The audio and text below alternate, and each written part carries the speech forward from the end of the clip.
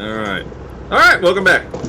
So last session, it sort of was the extension upon Finch meeting the demon in the ship, and sort of the aftermath of that being that hoping to find a solution to the captain's heart problems via means of if the heart is demon problem, then demon solution could be found. Unfortunately, that did not come to fruition. The demon appeared to be very untrustworthy. That was unfortunately a no-go. Wessel decided to investigate the captain's room to see if he could get inside the golden chest with the help of Sia. Sort of keeping watch, but unfortunately she was intercepted by Fujin and Raijin, saying that they will accept and be Sia's first priest, as the sort of two first people that were originally converted a couple of nights ago. Unfortunately, when Wessel went into the captain's room, the door was already unlocked, and inside was already a pale, fey-like individual who had the sort of build and sort of faint scaling of a dragonborn. Rummaging around, had a bag, and then leaving. It appears that he took a bunch of what might have been important information, but unfortunately Wessel was not able to find the hidden mechanism to get to the golden chest. But what he did find was a note saying that if Anastasia were ever to return to Yingchuan, she would be arrested. Signed by her eldest brother. Upon sort of making his way back to the group, letting them know, hey, this is what I sort of saw, Finch decides to go through the ship, finding a mouse, which is not something that has ever been seen on a ship before, well, this ship specifically, and it turns out, after a chase over the edge of the ship, to be a shifted form of the fellow that Wessel saw. Upon talking to the captain and Anastasia about it, the captain sort of nonchalant about it, but Anastasia sort of freaked out, and essentially, upon further conversation with Finch, stated that there was a serious issue at play, and then if they did not get to Yingchuan quick, then essentially the captain's death would be guaranteed, as for a vision that Finch had seen. But the sort of only way to get to Yingchuan faster was to feed the ship souls. Unfortunately, Finch was given the trigger on this one, with which he pulled, and then 10 souls were fed to the ship, and in the span of 5 hours, the group made it to Yingchuan, where they docked, and the ship's crew departed. Conversation was had between the captain and the group. Basically, hey, there's a place called 1,000 Cuts. Go stay there. Use my name. They'll put you on my tab, and my tab is on your tab, so it's essentially free stays. The captain calmly assured Finch that because they had gotten there so quick, that there was still time, and Finch didn't need to sort of worry so much about the captain's physical condition.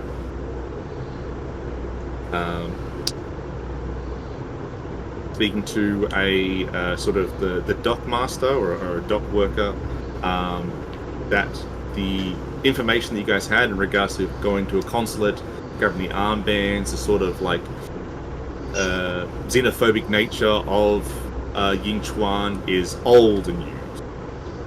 The consulates, the foreigners and non-Arcosians aren't required to wear armbands anymore. It's very open to other religions and peoples, all thanks to the Queen's efforts to sort of break apart the sort of iron-fisted hold that the Khan has over this over the kingdom. Besides being told to somewhere to go to stay, the office worker basically said, if you want to speak to the Queen, you're going to have to go to the consulate anyway, as that's the sort of new bureaucracy center for that sort of thing. I have a friend there that can help you in this matter if you don't want to talk to the people that would normally be spoken to, which would be the Queen's children. This idea of talking to the Queen's children was sort of not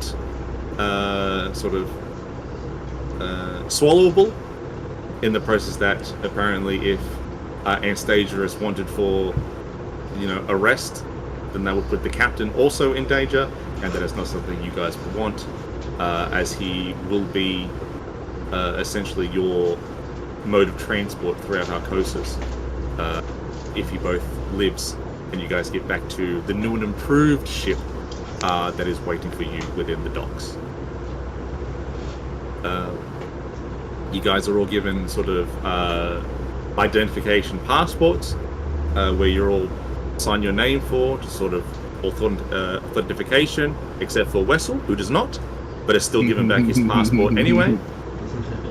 You guys head to the Thousand Cuts, noticing that this area, or this large area, is very lot of like mud huts, wooden huts.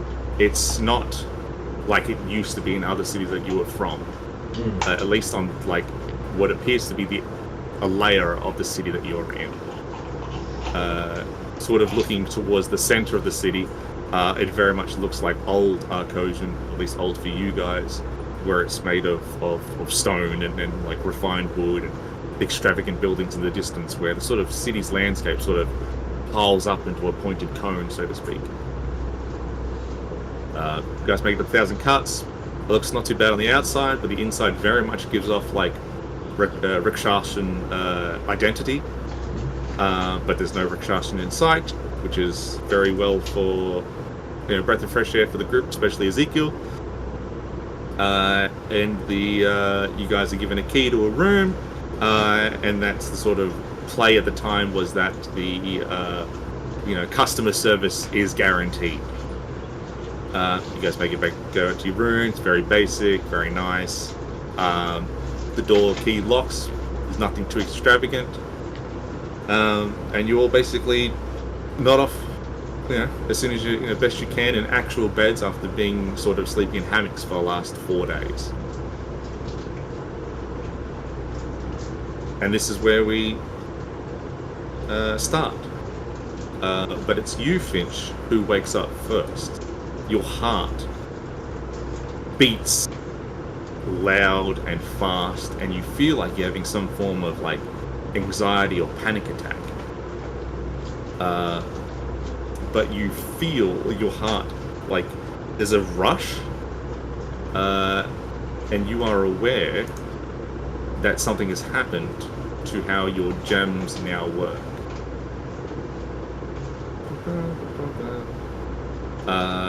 Thanks to the heart. Give me 1 second, I've lost where I put that folder.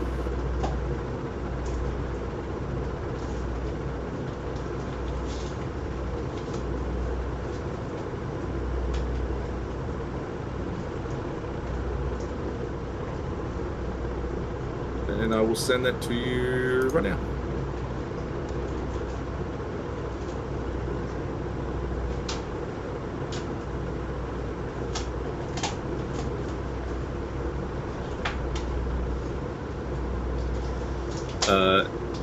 Your eyes don't feel any different, but your heart has essentially awakened, and your the emerald skin-like effect that granted you all those resistances has changed.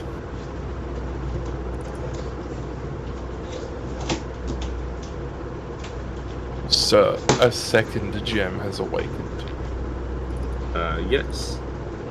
A new gem has awakened. The subconscious drive of trying to prevent a bad future triggers something. That sort of inherent angry vibe of trying to do the right thing kicks in. And so the general gist of it is that your hit points, when you roll to hit die, they are now 1d12, irregardless of class, in the sake of getting health back. And they are now a resource to use to lock in points of the future that you see with your vision. Doing so will essentially allow you to be on the know if that point in time changes. If you put an additional point into it, you will know if the change is for better or worse.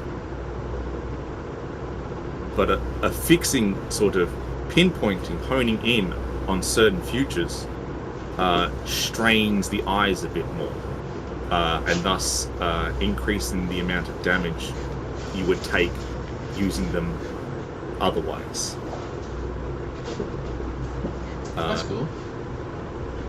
You're also now able to grant other people or allies, by spending a hit die, the resistances that you have granted through the emerald.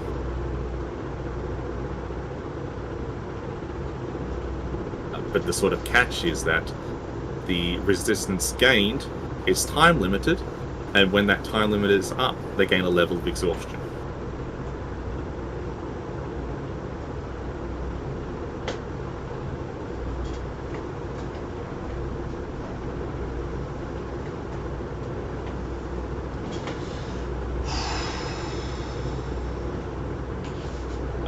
But as a sort of awakening, you've been granted one free future hold, and that future hold is the captain's future. And that right now, you are aware that that future has not changed. Right.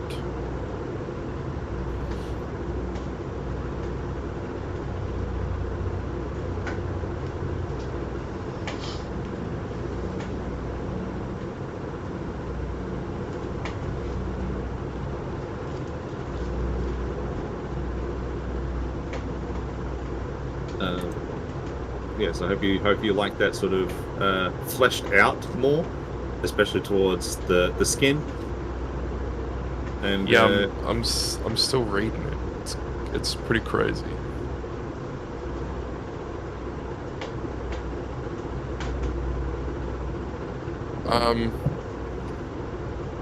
But if I'm the first one awake, and I can feel that the gems are behaving a little differently, I guess I'll just head down to the common room. Yeah. And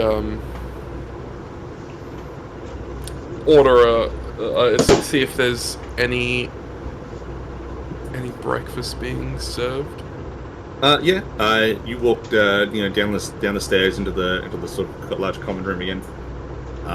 There's a new person at the bar, a Goliath fellow, but he's like very old looking, like lots of wrinkled skin, shaved head, but with a beard that sort of comes down to halfway his chest, that's grey and matted.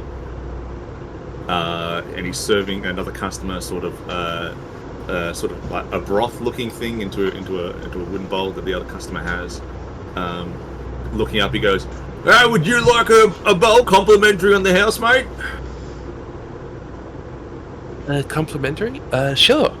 Yeah, part of the customer service that we guarantee here. Breakfast in the mornings is it's not compulsory, mandatory. It's free. All right. And then the rest of you wake up whenever you feel like it. I wake up to the smell of the food. I probably would as well, actually. Yeah, pretty much. After fucking slop slappy at the fucking boat. Then I smell that and I go, I think I'd give myself a bowl of that. And I go get a bowl. You all gather your things back together, make your way downstairs. The attendant gives you all servings of your own breakfast. It's nice, hot and fresh, unlike the sort of continual stew that was on the ship. And it's free, so that's good. And then once he's sort of fixed everybody up, he goes back into the back room and does his own thing. Cool.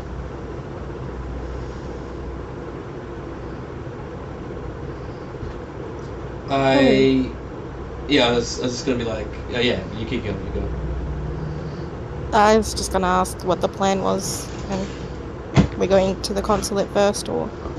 I had the same question on my mind. What were we thinking?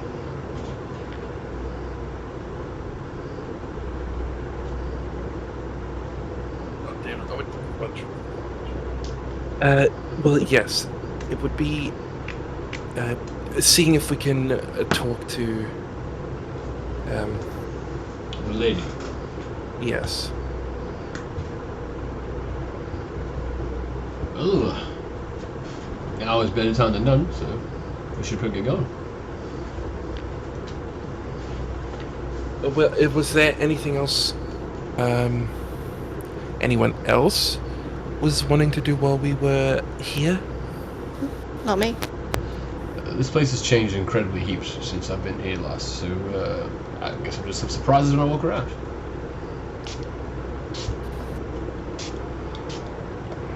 There is a crash of the doors as Fusion runs into the room.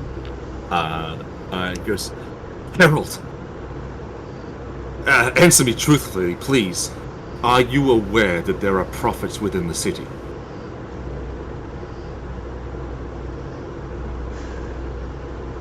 A prophet within the city.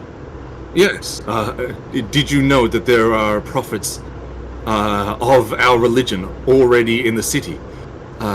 While we were doing sermons last night, a great many people we spoke to seemed to already know of Alvina and Kishoten. Already know of you. We've heard stories of exaggeration, surely, of deeds that you have done. But there is some truth to them in regards to what you have originally spoken of. What was the guy's name again that is working for Alvina and Kishoden? Evander. What is the person? Sorry? Oh, Arclight. Right, that guy. Did they mention an Arclight at all? No, but there is some word of some executioner or another. No mention of an Arclight, as you say. But the prophets have been here nearly over a year now. Oh, definitely something to look into. Thank you for bringing that to my attention. I don't like the tones, Harold. What do you mean? There is an insidious vibe to a lot of their wordings. These prophets and the sort of religion like the one we've got that have been spouting and spreading over the last year has been, from best as I can gather in such a short time, mired in controversy, misdeeds. I've even heard whispers of killings. Right. There are 3 prophets in total, named Hope, Forgiveness, and Truth. Do you know their location at all? That is kept from me as of the short time that we've been here. But Raijin has gone out to see if he can find them. Right, so update me whenever you can. Herald. And then he walks out of the room.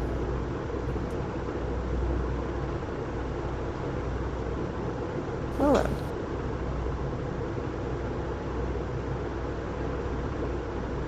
He didn't look very good. Just like he hadn't had much sleep.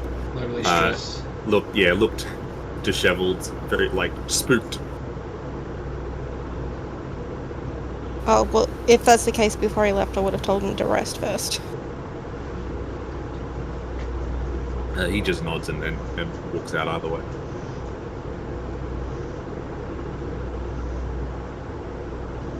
These things can never be simple, can they? Yeah.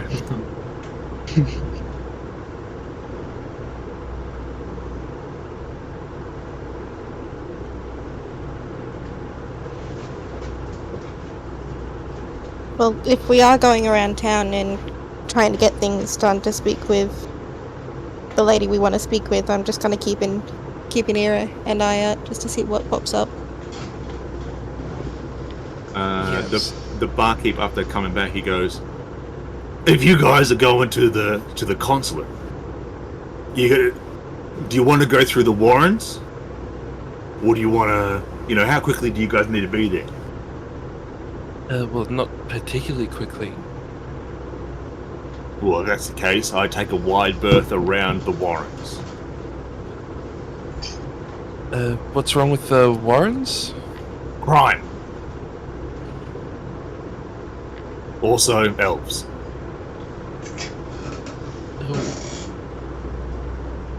What's wrong with the elves? Alright, maybe that was a bit too, wide stroke of the brush.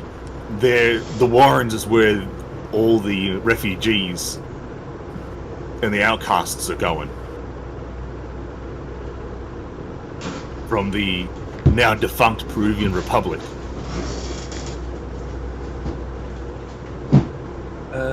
Okay. I didn't really hear a negative. Okay, well, the negative thing is that they still cling on to a bunch of their old ways, which is vast amounts of racism and xenophobia. Elven supremacy. Some of those cunts have been alive for 600 years. It's going to take more than a couple of years of, kumbaya to get that out of the system. And a large chunk of those guys wield magic. Right. We'll keep that in mind then. I'm surprised you guys aren't aware. Oh, this is my first time being here.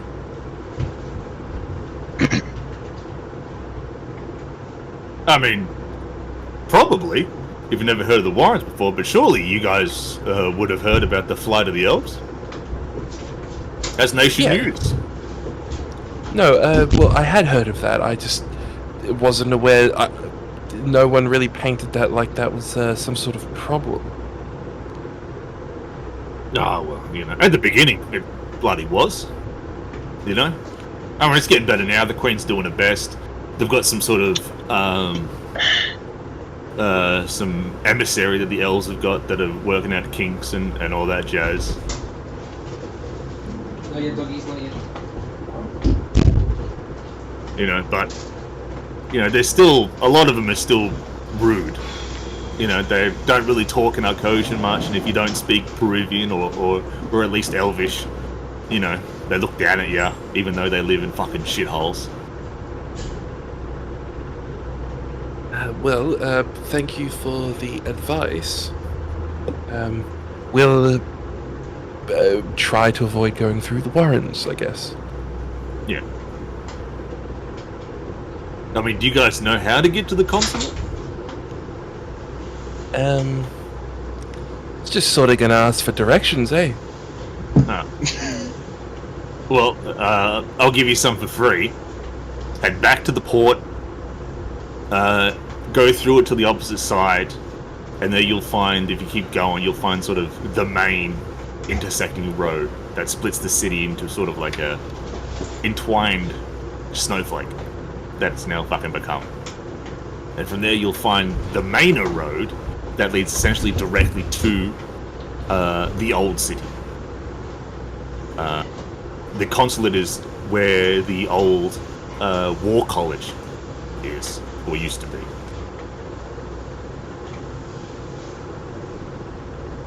Right. Well, thank you for the help there. I'm sure that will save a fair few headaches on the way over. Hey, customer service guaranteed. Yes. It certainly is customer service. That's right. If you're not customer service properly, you know, what's the point of you guys spending your hard-earned money here? Repeating business is good business. You know, me doing stuff like this allows you to tell other people, hey, barkeep from the Thousand Cuts, he helped us out. Maybe you should stay there as well. He could help you out. Maybe you should change your sort of slogan, tagline thing to great customer service guaranteed.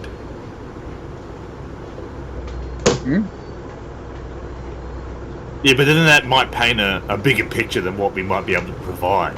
You know? Well, how about, what about good customer service?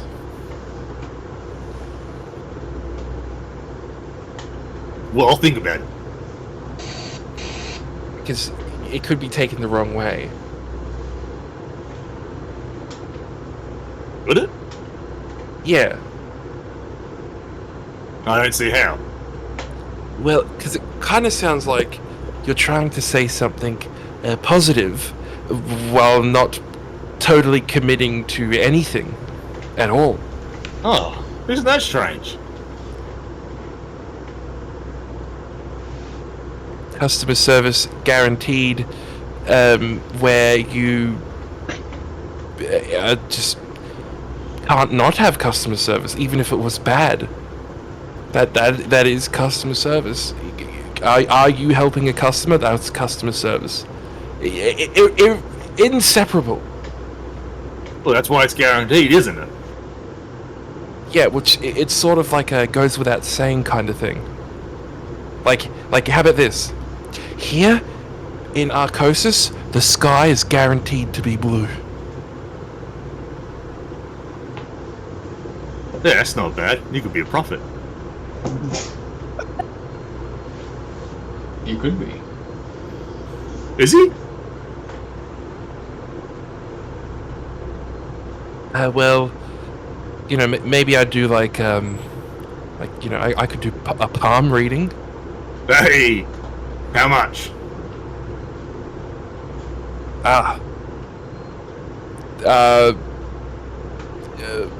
Nothing. Oh, for free. And he sticks his hand out. All right, what do you want to know? I want to know how I die. Okay, I'll try my best. And I'll use the eyes. Yep. I'll look into this guy's future. Yeah, I don't know if I can specify what part of his future, but I'll try to focus on when he dies. All right. Using your free daily usage of the eyes to see where this, you know, this guy's death, and you are immediately brought to the front of the Thousand Cuts. It is engulfed in a ball of fire. There is a large crowd, numbering in the hundreds of varying, you know, makeups, but they're all chanting something, but it's hard to hear over the sounds of the roaring flame. The crowd disperses into a certain way, and then all of a sudden, being lifted up on a large pike is this barkeep. You look to the left, and already on another pike, strung up in a more gruesome fashion, is Raijin.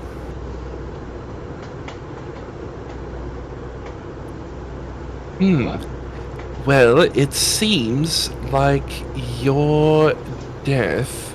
How much do you want to know? Mate, I don't know, whatever you've got in your wisdom. Because there are some concerning, mangler lines across the palm here that suggest that you'll die with this in. Well, I wouldn't have it any other way, mate. I've put too much blood, sweat, and tears in this fucking place. You know, I might as well have been birthed to you. Well, if you're happy with that, then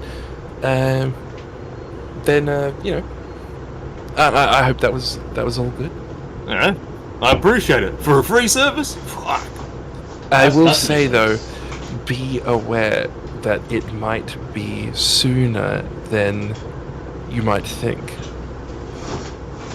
You know what? Fair enough. With that would be the end of the reading. He goes to say something before his name gets called out from the back, and he goes, sorry guys, well, have a good day, and he heads back. I immediately turn back to everyone else. Oh my god, I saw Raijin dead in that vision. What? I wasn't bullshitting him, I used the eyes, and in the vision, I saw Raijin dead. What exactly happened? This inn was on fire, there was a big crowd outside, and he had been put on a stake. I need to go find him. It kind of seems like stuff is about to go to shit here. Every time I see a vision of someone, they're dying. And it's here. As soon as you say that, the future for the captain just got worse.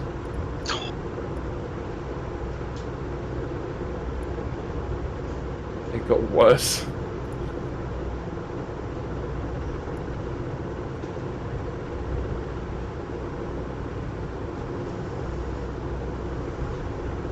Well, I guess I'd better hurry on over to the consulate. With this in mind, it might be wise if we stocked up on some supplies. That makes sense. What do we need? Health potions and things of the like. Yes, although how You guys You have any know- money? Sia, do you have any money? I I got nothing. have 10 gold. I'm just trying to- gold. Is gold the currency used in Innsbruck? I don't know if it is. Are we really that? It's yen. Well, I mean, are you guys really that poor?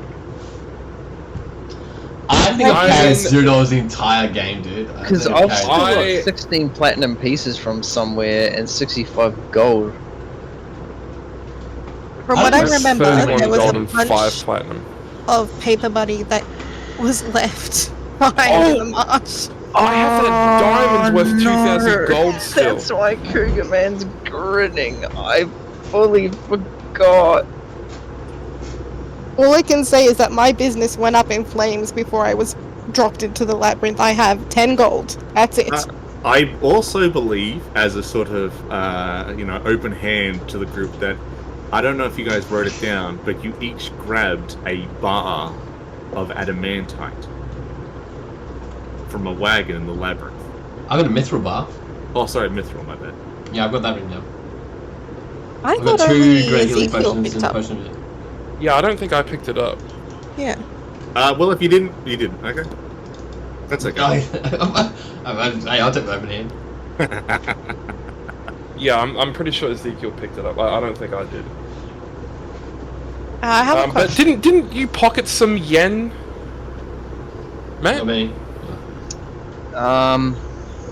You pocketed a bit of that shit. Which he Pockets. gave. He pocketed 6 yen, which he gave to the captain. Oh. That's right. Yeah. Yes, Beck, you had a question? I still have the skull that had onyx eyes that were used to give the message to Finch. Yes, you do. Are the onyx still worth anything? Yeah. You would know that essentially they were just used. The gems don't lose value most of the time in the participation of spell components, unless those spells that you're aware of use the component itself. It seems that this one didn't require the consumption, so you've still got, you know, a nice engraved skull with, you know, onyx eyes. Oh, maybe worth something if we can sell it. Wessel still has that prism. The what? You've still got that large crystal. I do. Where'd that come from again? You picked it up off a dead guy.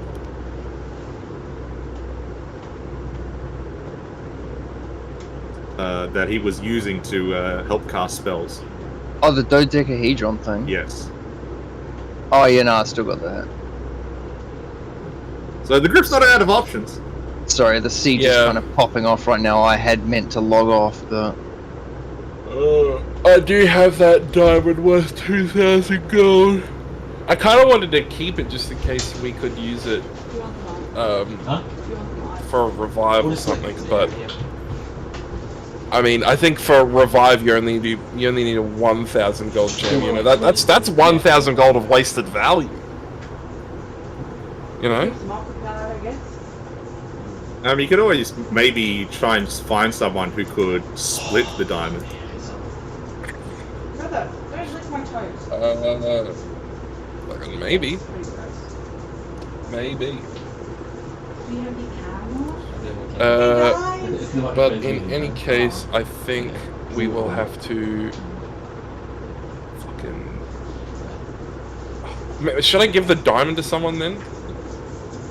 Oh, no, because we'll all be going together anyway. Yeah. Just me listen to a guy talk. What are you doing? I was like, maybe we have the crew, the shopping crew, and then the consulate crew. Surely I will not be getting jumped at the consulate. Do you read off that? Nah, these are my notes. This is my. Surely. Wait, who have we got along for the ride with us also? What do you mean? Can you build them up? Yeah. Have we got any NPC companions? Well, you have lost one, What's that? and that He's one a is big knight Amanda, version. Ah, right, Amanda. He's fucking cool, big lion. who did not join you when you guys left the ship. So he's a paladin, fights for the Queen of the Cats. Right. Pretty cool nerdy shit. I'm just trying to think of who would try to fuck me up. Thanks, dude.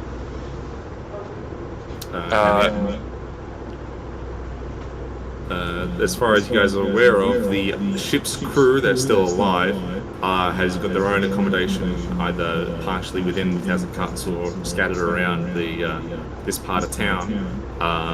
And the only two sort of more important NPCs that you're familiar with, Raijin and Fusion, are now out investigating this sort of, you know, see as religion, but something's wrong with it. And you don't know where the captain or Anastasia are staying. I mean, yeah, I guess I could look at him with the eyes, but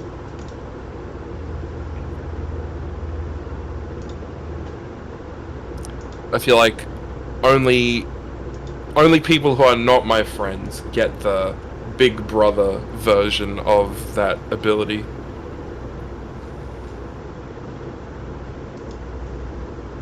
You know, it's kind of why I'm hesitant to use it on Danzok, because it feels like spying on him, even though he's like our friend. he might not be though. At this point, I mean, Oza.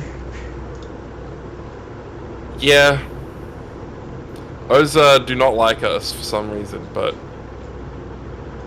I'm hoping it's just a kind of Or- he seems kind of bad, but he's really on our side sort of thing. Or But maybe it might more so be a thing of, damn, it's super unlucky that I need to kill Finch to get those last 2 gems. That's so unlucky. Anyway, come here, Finch, I'm gonna kill you. Yes, I'm gonna fucking stab you. Unlucky, bro. Don't Hey, pick all up the gems next time. All those visions you had of Ezekiel stabbing you, it was me. It was me all along. Even my immediate party fell for it. Alright. So we're gonna head out. We splitting up or staying together? No, we stay together. yeah, Yeah, I guess need to so, find yeah. fusion. Oh, maybe we do split up then. Fusion and Raijin. Yeah. I'll help you. I'll help you. So yeah, I Yeah. will come with you to look. I think me and Wessel are an okay team together just because we're both quick, we're both agile. If we get into trouble, we can get the fuck out of there. Well, and I can't. What do you mean? Well, if you get into trouble, I'm not going to help you as I'm just much. power on them. Like you can just, we'll just fight them out. We'll just fight out. No, It's okay. not- What if a pack of ninjas showed up, Mike? What if 20 ninjas showed up and Yeah. I'm like, oh, too easy, I've got to dash, I've got to disengage, I'm fucking out of there. You try to do that exact same thing, you fall and you get stabbed on the ground like 20 times and it's like, oh no. How do I help my friend Ezekiel? He has no way to get out of there and I have no way to help him. Me and Wessel, mate, if me and Wessel get split accidentally, I know Wessel's going to be fine. If you get split, mate, you're getting chained up, dragged through the streets, and you're gonna have a long piece of wood introduced to your spine through your butthole.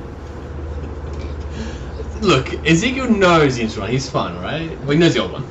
Yeah, he'll be sweet, dude. Don't worry about it. He'll be sweet. Whereas Sia is magic shit. Sia will be able to help you so much more than me or Wessel could. Yeah, I guess historically, it doesn't really Me and work. Wessel, we're the Eagle Runners. We're Team Eagle Runners. yeah. So, Jimmy that up. said, who was doing the shopping?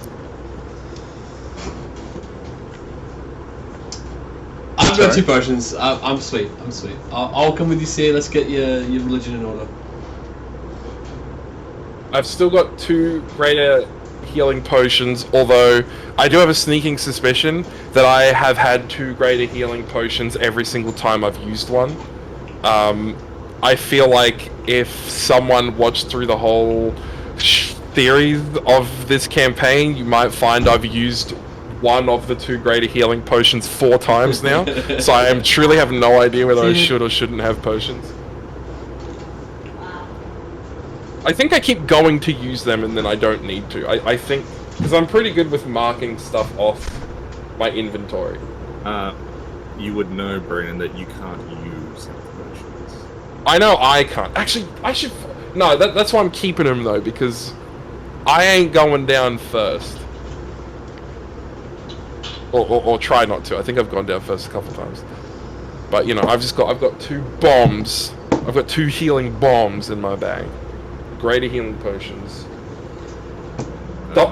Actually, the Iron Skin potion would also be useless on me because I'm already resistant to all the shit Iron Skin would give me.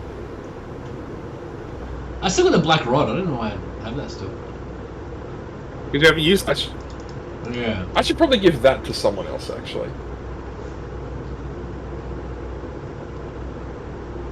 I've also got Poison Resistance Potion, which I actually, ironically, I can use that. It's the only thing I'm not resistant to.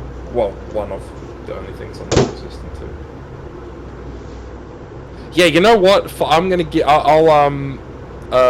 Sia. I'm gonna hand you this Iron Skin Potion. If we're going to split up, Sia, I think you should take this. And I'll hand it over. Oh, thank you. I believe the Iron Skin Potion will make you resistant to all physical damage, so like slashing, bludgeoning, and piercing. Correct. Which, bludgeoning counts as fall damage, by the way, so, you know, if you need to, like, halo jump off of something, down that shit before you jump off. Fair enough. It's like a, well, I was gonna say it's like a parachute, but it's not. It's like a cushion for your feet. I mean, even with you guys splitting up, you guys, as two different groups, have enough, supposedly, to, buy yourselves at different shops. True. Is that what it does, though? By the way, Koogman, did I get that right, or is it an AC boost? That one was damage immunities to the physicals. Okay.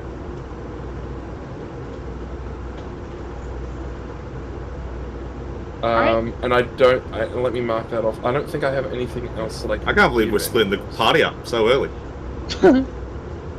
Listen, I don't think this would have happened if I hadn't just had that vision. 100%. But it now seems like there is an actual time limit on our stay here. It feels like the start of Dead Rising or whatever it is, where we jumped on top of the roof of the mall and now a 72-hour timer just started.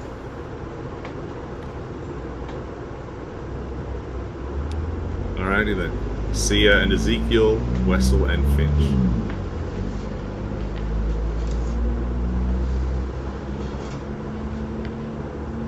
Yes. Alright. I'm ready. Whoa, this is nerve-wracking. No, hey, there's nothing nerve-wracking about. Would be sweet. All right. When has it ever gone tits up in this campaign? I don't know! Actually, Exactly, it hasn't, mate. Matt, what is your charisma? Hang on, let me just not get eaten real quick. Yeah, the siege is fucking popping off of all times right now. Don't get eaten. It's fucking intense. I almost died like twice already. My charisma is 15. 15. Plus- All right. plus 2. I will entrust this. I will entrust this 2,000 gold diamond in your camp. You may sell In it the or hands fence of it the- off of to the whoever. thief. Oh, I do have crafty dealer. So Yeah. I don't remember. Get us a good exactly. price, mate. Get us a good price. In yen, currency we're literally not going to need once we leave this fucking city. Love it when the group splits up.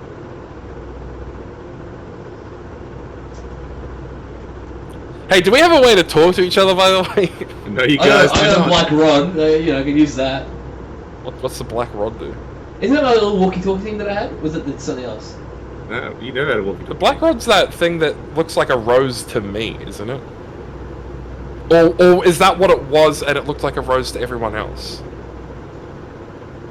Am I mixing up campaigns? I thought it was something where it was like it fucking like it could track me or I could talk to us and shit. Either thing Yeah, I snapped it. Like if I broke in half, it'd call someone, right? Isn't that what that was? No, that was campaign 1. That was in regards to. All good. Yeah, no, I remember that now. Yeah, sick. Okay, I'm just fucking mixing shit like that. You would have figured it out over the course of the ship. That black rod is just an immovable rod. That's right. Oh, yes. Right. Sick. No, we don't have a way to talk to each other. I do not know sending. I don't know if Sia knows sending. I don't know this was can though. So. No. I am a combat mage, and that is all I do. Maybe we can find like a spell shop and ask if we can buy like 10 scrolls of sending for a really good deal. Maybe we can swap that for the diamond. Man, I think that would still depend because I'm pretty sure you can't use a scroll if your class can't learn the spell. Yeah. Maybe we hire a mage that knows it and we just use him as a conduit. What? Every hour he just casts sending to just check in on us. What if If he gets he's paid like enough. he's like, all right, just checking in. Are you good? Yeah, we're good. And then the minute you finish that sentence, you get jumped by 50 ninjas. And you need help within 40 minutes, but he's not going to check in for another hour. No, Yeah, okay, well, yeah, so we do that, and then we make sure he has scrolls, so he can use the scrolls in between the hours when we need them. How much is that going to cost? I don't know, let's find out. We don't have time to find out. We just jumped onto the roof. We've got 71 hours left. Yeah, alright, fair enough. It's gonna get to itself.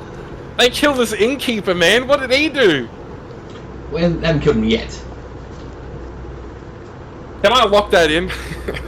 Would you like to lock that in? No, I'm not going to. I still need to reread that to see what that fucking was. I would like to ask Yes. if you can recall what the time was when you saw that vision. Like, was there daylight? Was it really dark? Oh, that's true. Was it night or was it day? It was. Arvo. It was very dark. Very dark, yeah. So at night, sometime.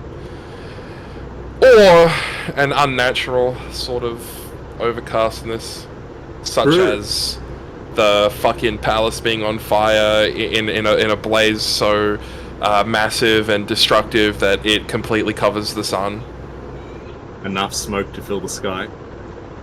Yep. Or let's say some cunt pulls another card and we get Chengdu 2. Electric Boogaloo. That fucker also fucking blocked the sun.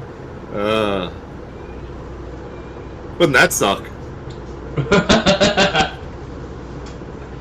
At that point, it would just be like, let's find a nice corner of the wilderness where we're not going to ruin other people's lives just by being there. God. I'll tell you what. I wouldn't do that to you. I cannot wait for this shit to just be over and we are on that airship and we're just like, I can't wait to see Darmzock again. It's going to be so fun. We have so much to catch up on. Leaving the city in flames. No more closing my eyes and turning the other way while 10 people are ruthlessly killed in the bowels of a ship to feed a speed demon that powers the fucking engine. No more like seeing all this like fuck shit happening in the future that we have to fucking prevent, or like shadows around the corner making us jump because we know like 10 million cunts are hunting us. Just on the airship like, I wonder what Darmzock's up to. I hope he's got a girlfriend. But if we're ready to split off, Finch and Wessel have a told way of where to get to where they need to go. Sia and Ezekiel have no idea where Fujin and Raijin are. Can we wait? Can this wait, Sia? The more I think about it, do you know where they live?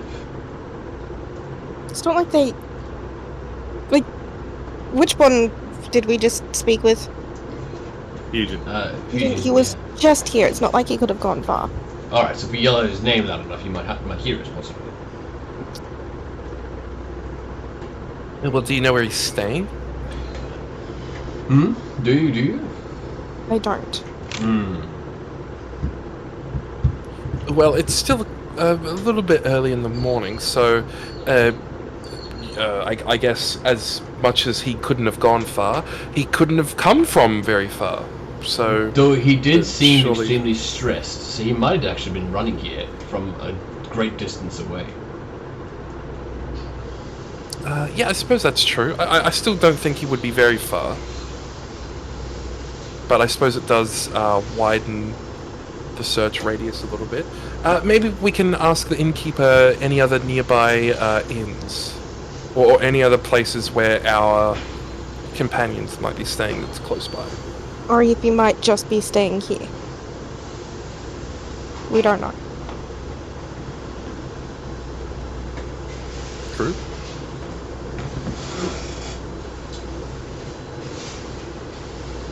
Which is what I would like to go do. When can I lock in these futures? You can lock in a future the moment you see one. Is there a period where it's too late, i.e. if I decide to lock in seeing Raijin spit roasted? roll for me an intelligence check. Ah, you stupid pen and paper. Oh, wait, that's right. It's forbidden. I'm not allowed to roll on this fucking mouse pad because I never roll over 10 when I do. I will take that roll, though. I'm not going to cheat.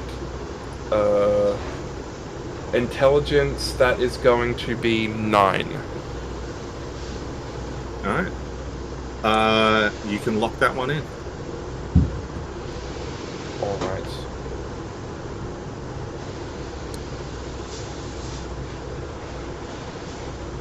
But just know that any attempts to use your vision from now on, the damage you take will be increased.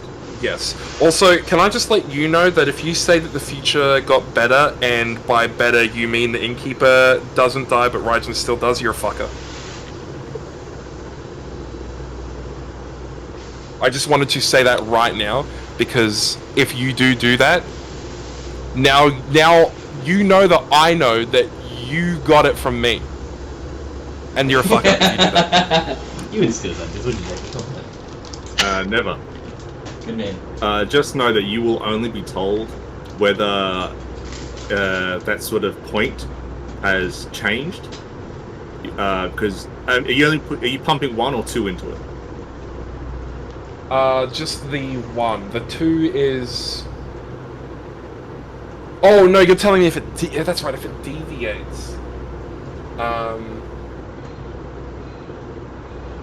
Do I want to lose 2 hit dice? Yes. So And they're essentially, yeah, they're resources, so they're like occupied. yes. So it's not like I've lost them; they're just being used right now. They put it into usage. Yeah, okay. So that would you drop pump me in to 1. 6. You pump in 1, and you'll only be told if it's changed. You pump in 2, you'll be told if it's changed for the better or for the worse. And Yeah, I'll pump in 2. All right. But just know it's like the spells we ask the god, certain specifics. You just know if it's for the better or worse with no additional details. Yeah, whale woe, whatever it is. Yeah. So it could be better, but it just means that he might not be dying as horrifically. Yes, instead he was stoned to death instead of being displayed. All right. You've locked in a point in time.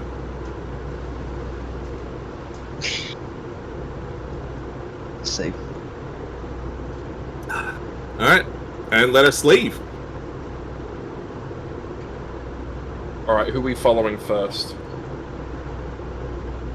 Sia, can you roll a d20? And Finch, can you roll a d20? 19. 7. Alright, we'll go Sia first. I'm getting a little Yu-Gi-Oh tin. I can't roll on this mouse pad. Alright. As you exit the inn and sort of go your separate ways, Finch and Wessel to the port, the other side, following the road, and hopefully finding a shop or shops that you need, and then towards the center. Sia and Ezekiel, you look down into a street that is unfamiliar to you both. I'm not really sure where you would like to start. I'd like to start in the inn, because I'd like to confirm if they were staying at the inn as well. Alright. Going back into the inn. The guys back there at the desk just clearing the table. He goes, "Oh, yeah, can I help you with anything further?" Yes, just wanting to know if perhaps my friends have been staying here as well, and she'll give a description with their names. Oh, they don't stay here. No, they've got their own residence further up the road. They've got family here. Do you know where that is? Not really. Do you know which road? Yeah, the one outside. You go up, turning essentially away from the port, and it should be much further down. You'll sort of notice the house or the housing, because the housing will be a bit better than what this place around it is. I think last I heard, maybe sort of like a not reinforced, but like a nicer looking, wooden style housing. Thank you for that, and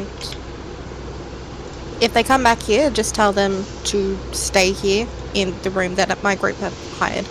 We are looking for them. I can tell them they can stay here, but I can't give them your room.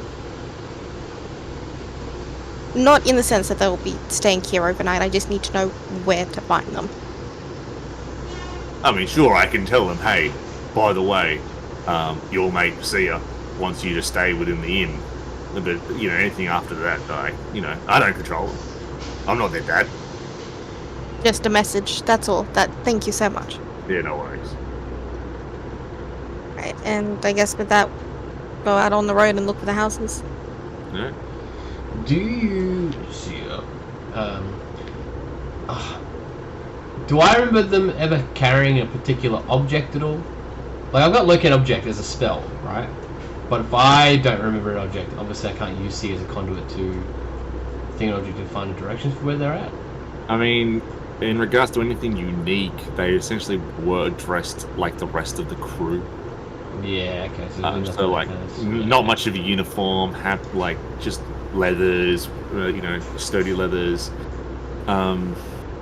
Nothing that stands out. Okay. No, beautiful. Thanks, dude. Let's go check out these houses. Should we just knock on each house and ask for them? Or? I was thinking of looking for the general area he described, and then maybe ask around. Maybe find someone who lives in the area and ask them. Maybe if I go into the center of this town, of this area, and I just start yelling out, oh fuck, I forgot Emery. Oh fuck, what's the religion's name? What's the fucking? That's. Avina? Yeah, sorry, it's fully blank on it. What if I just shout Avina's name? Would draw out, maybe draw him out, maybe. For one thing, we're saying there is an existing religion here already for Alvina. We could be pulling unwanted attention. About that, if we can walk and talk, does that not concern you in some way? It is odd, right? That is the next part of my investigation. You're saying he didn't like the tone of it. It was insidious, right? Mm-hmm. What do you know of this Archimate? I barely know anything. All I know is that he is working for Alvina and Kashotin. But as far as I am understanding, which is very little, is he's not here yet. You've met him? We've all met him. Oh, I'm sorry, you too, yes, first. Don't forget that. And you trust him? I trust Alvina.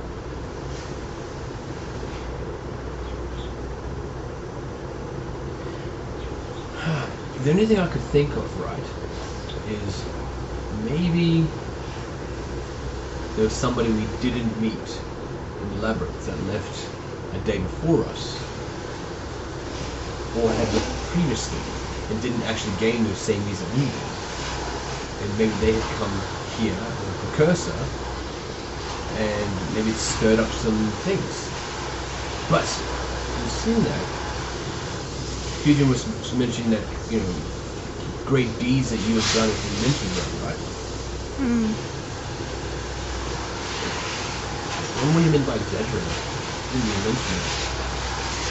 I don't know, but I do plan on finding out.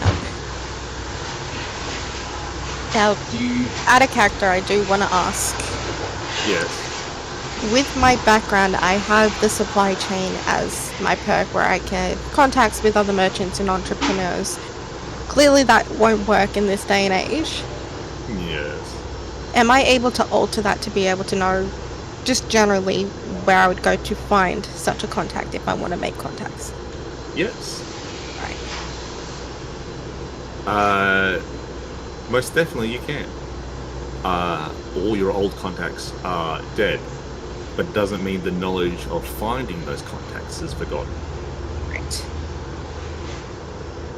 So I was thinking, once I find out we got to find Fusion first to find out more about where Raijin went, and in the process of finding Raijin and trying to help him, we should be finding out more about what's going on with this religion, and hopefully make some contacts here in town as well to help us in the future. It's essentially what my plan is.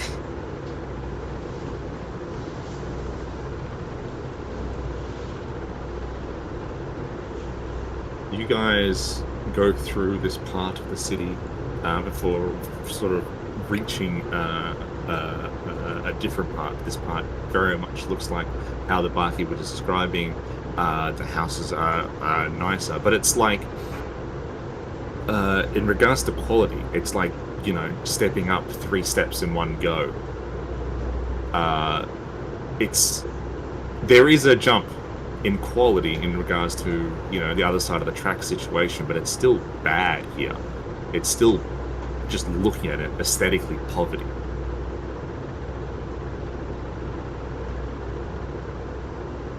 But you do notice that whereas there was little to none in this part, there are Centaurian guards around the place.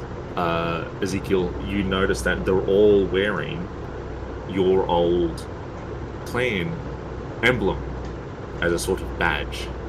Oh, that's cool. Sick. I don't think there's anything I should. I can't really. I don't know if they're going to be able to help us in this. Do you confirm it's the Ulaanbaatar clan symbol? Yes. Yeah, perfect. Alright, cool.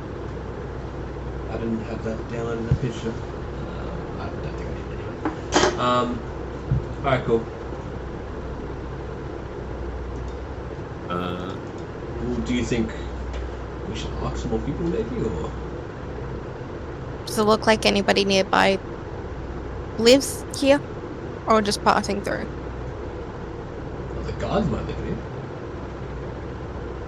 If they're local. I guess we could ask. I approached one of the guys that had my clan badge on. No? You come up to one.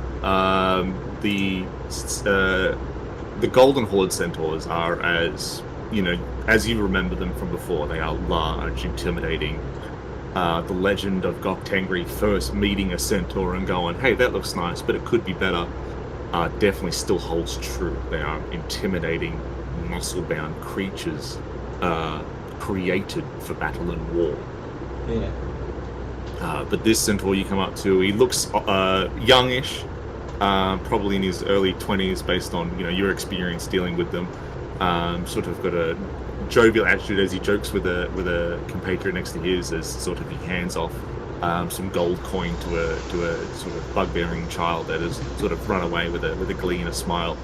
He goes, "Ah, how can I help, citizens?" We are looking for a couple of friends. Isn't that right, Sia? Yes. Just... we were supposed to meet up and they haven't shown up, so I want to make sure they're okay. Ah, a concerned friend is a great friend. Their names, please. Fusion and Raijin. Ah, you wouldn't happen to have a last name that wouldn't help a bit more. Unfortunately not, I'm sorry. No last name? That normally only means one thing, that they come from the orphanage.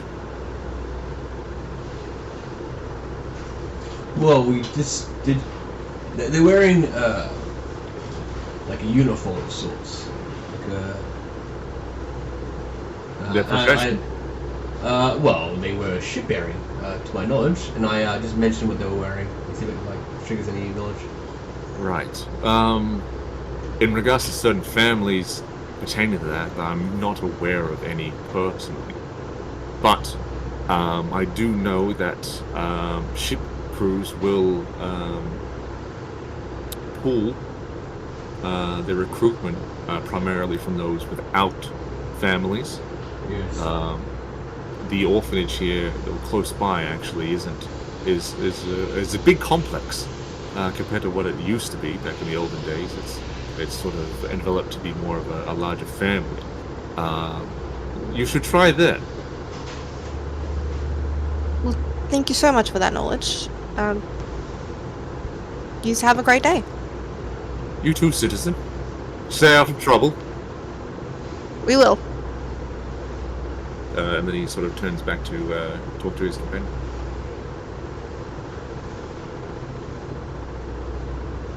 Orphanage. Well, Interesting. Did they mention anything to you when you were, I guess, talking to them about things? Like, when you got to know these people, did they mention they're from an orphanage at all? Or? no, not at all. They didn't really mention home.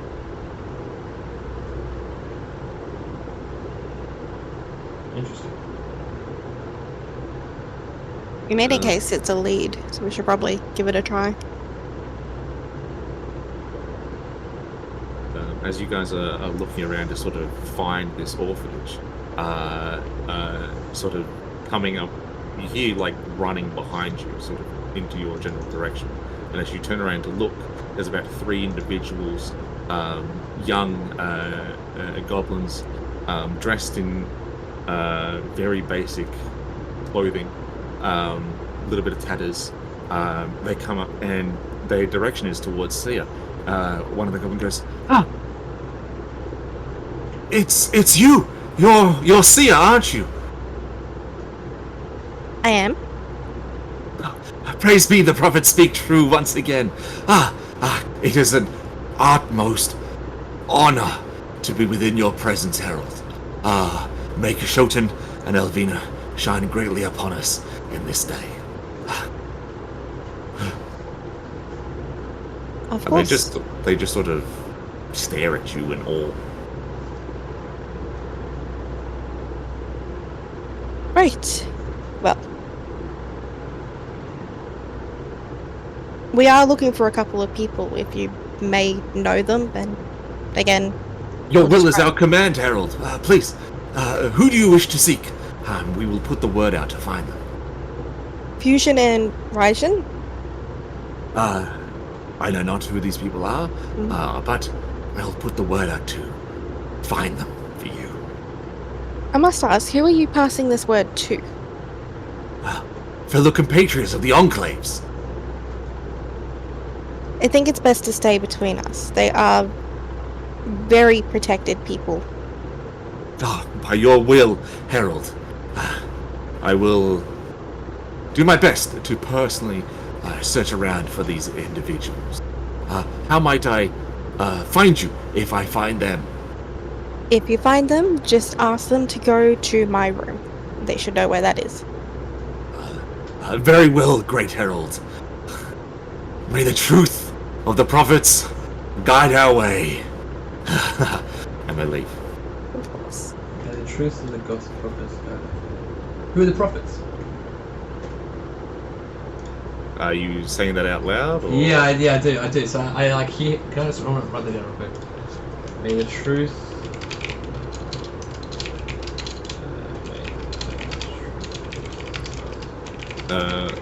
The two of the 3 sort of come off, and one of the others turns around and comes back up. Sorry? Like as he just says that, and he kind of goes up and I go, "Who are the prophets? Do you have a name for us? I want to hear more." The prophets have no names. They are just prophets.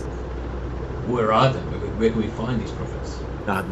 Unfortunately, you are not known to us, and thus I cannot give you the location of the prophet of truth. And then how did you hear of Sia and Alvina? Through the words of the prophets themselves, foretold that she would come this day. Then where can we find the prophets? The prophets. I will ask them if it would be wise to see. No, don't ask them. Where are they?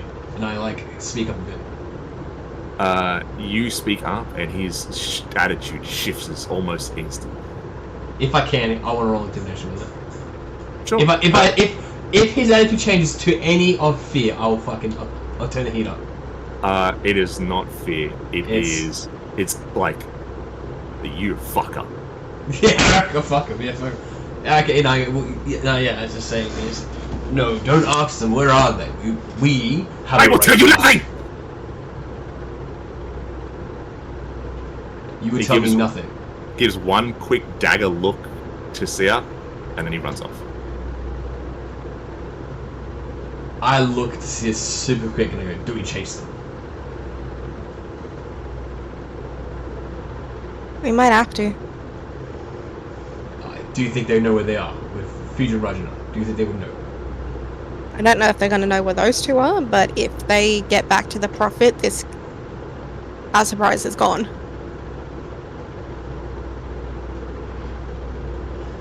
Alright. Let's do it. Alright. I sprint after him. All right. They're doing a leisurely run through the area, chasing after him. You don't feel like it's going to take you long to catch up to them. What would you like to do? I try to draw their attention. This is giant fucking liger. I would.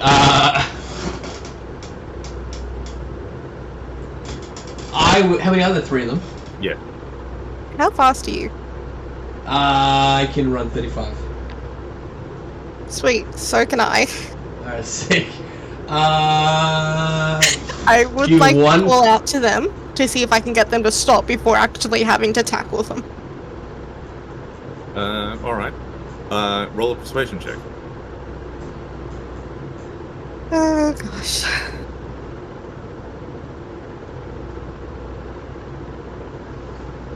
Uh, 19.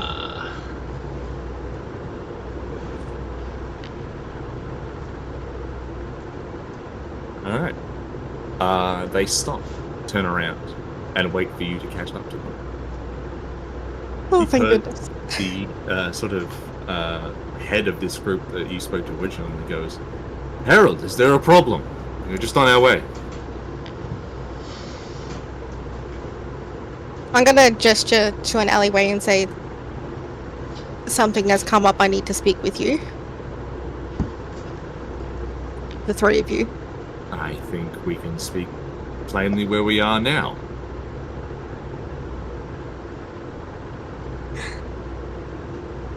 This is very important information. If it goes to the wrong people, could harm the religion.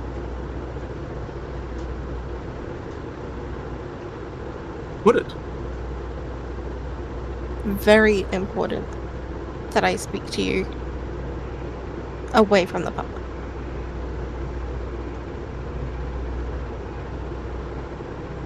All right, Harold. Sounds very dire. Can I roll insight? Sure. I just want to see if he's.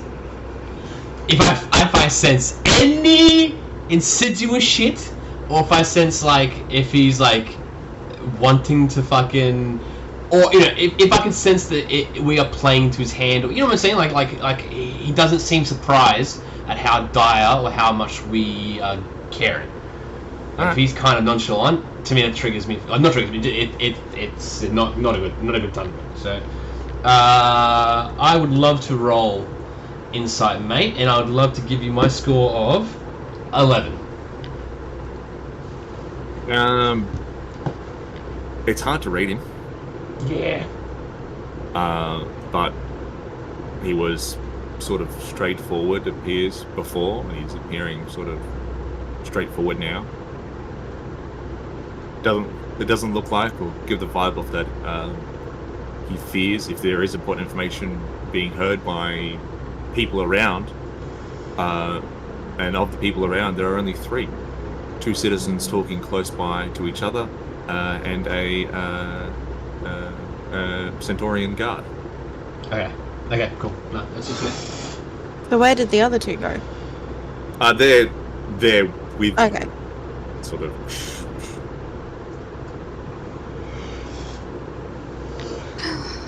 Alright.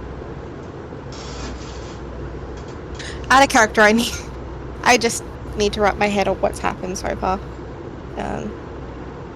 Because words don't work for me at the best of times.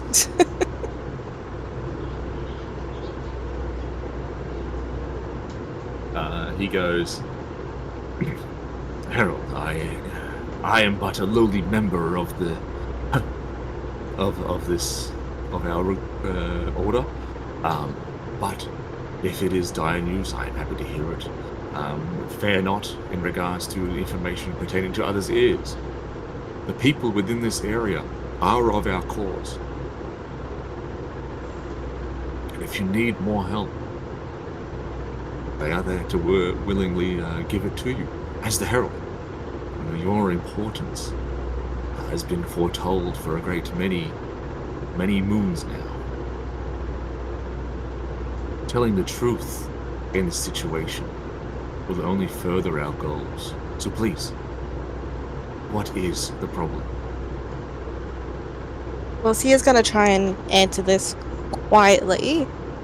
I can't think exact words at the moment, but essentially she's gonna try and give the idea that there may be someone within the religion with ulterior motives. She's not gonna hint that it's the prophet, but she's gonna hint that there may be someone, and they just need to be careful on exactly who is given what information during the investigation. You think there may be a saboteur, a wolf among the sheep, Harold? Potentially.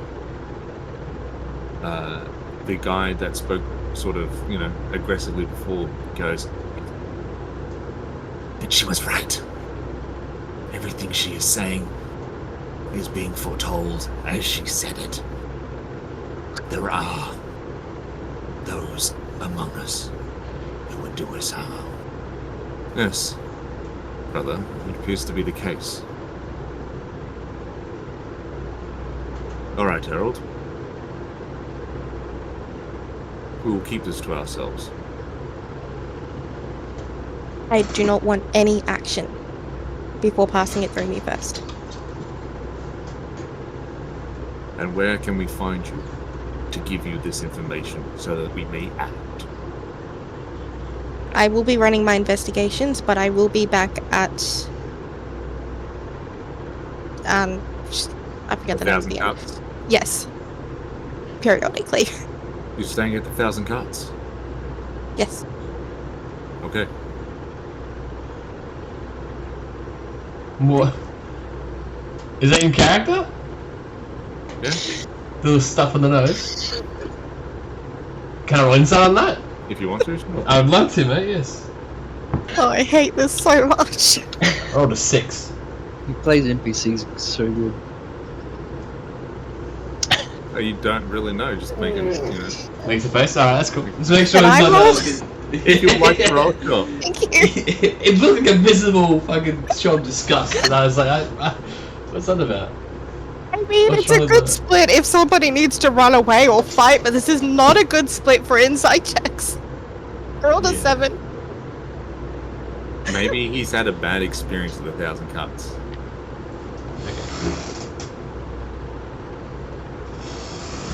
Would I you mean, seriously be doing operations somewhere else? No. Harold, that's not me. Ezekiel is the name. Yes. Okay. And then he just turns back. He goes, if that is where you are situated, Harold, then as soon as we have news or an idea to pounce upon this situation, we'll be there as quick as we can. Thank you.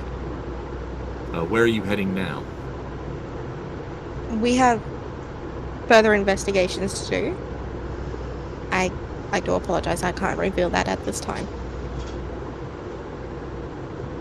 Your secrecy, Harold, has been foretold, and thus is understandable.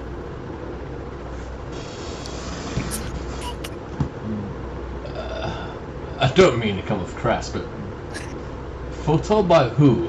A woman, I presume, as your friend here had mentioned. Who said anything about a woman? Well, the lovely gentleman next to you here had mentioned that she had foretold it.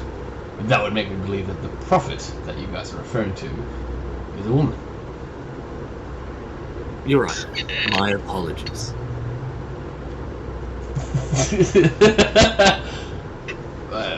No apology needed. Could we go see this woman? That would not be up for me to decide. I would have to speak to the superior. Could we come with you to speak to her? If you were to come with me, then you would be on your search. Do we wish to find your compatriots, or do we not? Of course. Of course. But I would very much like to meet this prophet. You and a lot of others would like to meet the prophet. How am I to know if your meeting is on good faith? A great many would do her harm. I would see no harm come to her. Not as long as I am a compatriot of Sia, the Great Herald. They've spoken about you, Ezekiel. Good things, I hope. Some might think so. What do you think, follower? I think not. It is not my issue, not my worry. You do as you are foretold to do, and that is all. I cannot change I the am not future. foretold to do anything. I act on my own will. Let's not blame the flames here. Apologies, sir. I've had a large bowl of soup after days of crackers, and I'm just feeling a little amped. I hope you understand. Take my apologies. Your apologies are not needed. It is who you are, Ezekiel.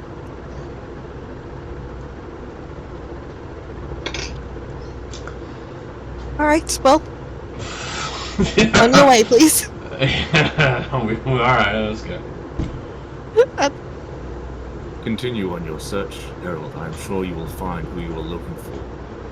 Soon. And we will continue our search and let you know anything we find. Thank you. And I turn and leave. Oh, I hate this so much. To confirm just then, Sia, did you tell them we were looking for someone, or just that we had business of our own? Originally, when we first started talking to them, we got them to help looking for Fusion and Raijin. Right, okay. That there was an investigation to see if there was... Funny business, right. I can already see how that's going to be twisted the wrong way.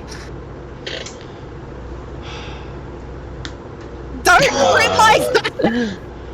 That's fucking creepy. Sia, we might be Let's just go find the others already. deeper in the frying pan than we think we are. Yeah. Fuck shop. I would. Let's go find the others. Well, yes, of course, but I. Right. Okay, let's do that. Man, what a self-fulfilling prophecy. I hate. I don't want to say I hate you, but I hate your characters. I think. Alright, let's go find Fusion and Rajan. And then once we found them, I'll leave with them, and I'm going to go find this prophet. Actually, no, I won't do that. I won't do that. I would be killing myself if I did that. I don't like it. And someone telling me that it is who I am. See, if I was a more untamed lion, I would have killed that man. Then and there. I was worried you were going to do that. I am not a savage. I know. Well, thank you. But someone claiming something about me on my behalf is very frustrating. Alright, let's go find them. Let's continue our search. Great. And while you guys search for the orphanage, we'll head to Wessel and Finch. Yes. Official? You guys make your way back towards the port, passing through it. People working on sort of the ships that are docked there. moving through the workers until sort of this part of the hangar bay. You see a large, like the ship that you were on was large. This one is much bigger, much fresher. I was about to say much new. And it's sort of the only one in the bays of its like. Presumably, this is the ship that the captain spoke of when he said that he was getting upgraded. Passing through the port onto to the other side, it appears that through you're in a much nicer part of town now. Able to quickly find sort of the roads that were spoke of, and then going through and up, you sort of come across a large section of road that's like crisscrossed by a bunch of like market stalls and like brick and mortar buildings that are selling a variety of wares, and you do find a sort of like alchemist's shop. Signaled by a signage with like a cauldron with a variety of flowers sticking out of it. If that was a place you guys would like to go to for stocking up on potions or whatnot. Maybe on the way back.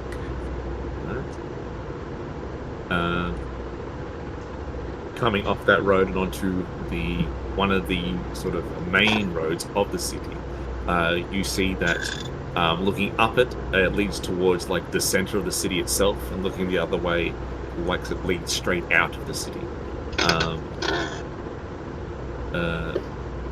You are not bothered, heckled, or approached by any members of the public. You see like large quantities of Arcosian going about their business, sprinkling in of other racial makeups. But you come upon a sort of large gathering crowd. Quick to notice that this crowd is majority made up of elves. At the sort of standing on top of crates that have been sort of pyramided up is an elf of like a young nature. Hard to tell what sort of age, but probably in his a cross makeup of early 20s. Crying out that the city has abandoned us. The Queen promised us, a better way of life, but still we live within the squalors. What is there to be done of this? Crowds, chanting of, various conditions that they, would like to be solved.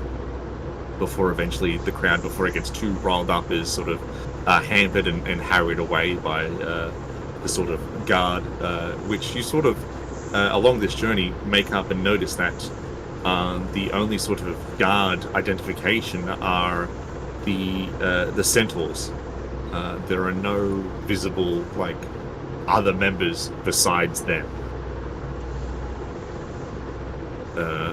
Which is strange in a way, in that every other instance of, town or guardship or that sort of authority makeup has been, sure, there's been a majority Arcosian, but they've still been at least partially mixed, whereas this is just Centaur.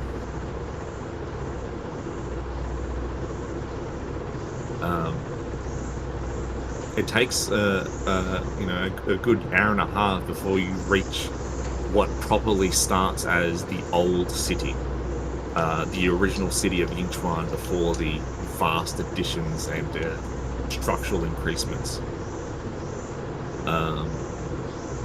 And this is where you become sort of lost. There are no signages in regards to buildings. Everything is very plain. Identity has been stricken from this place.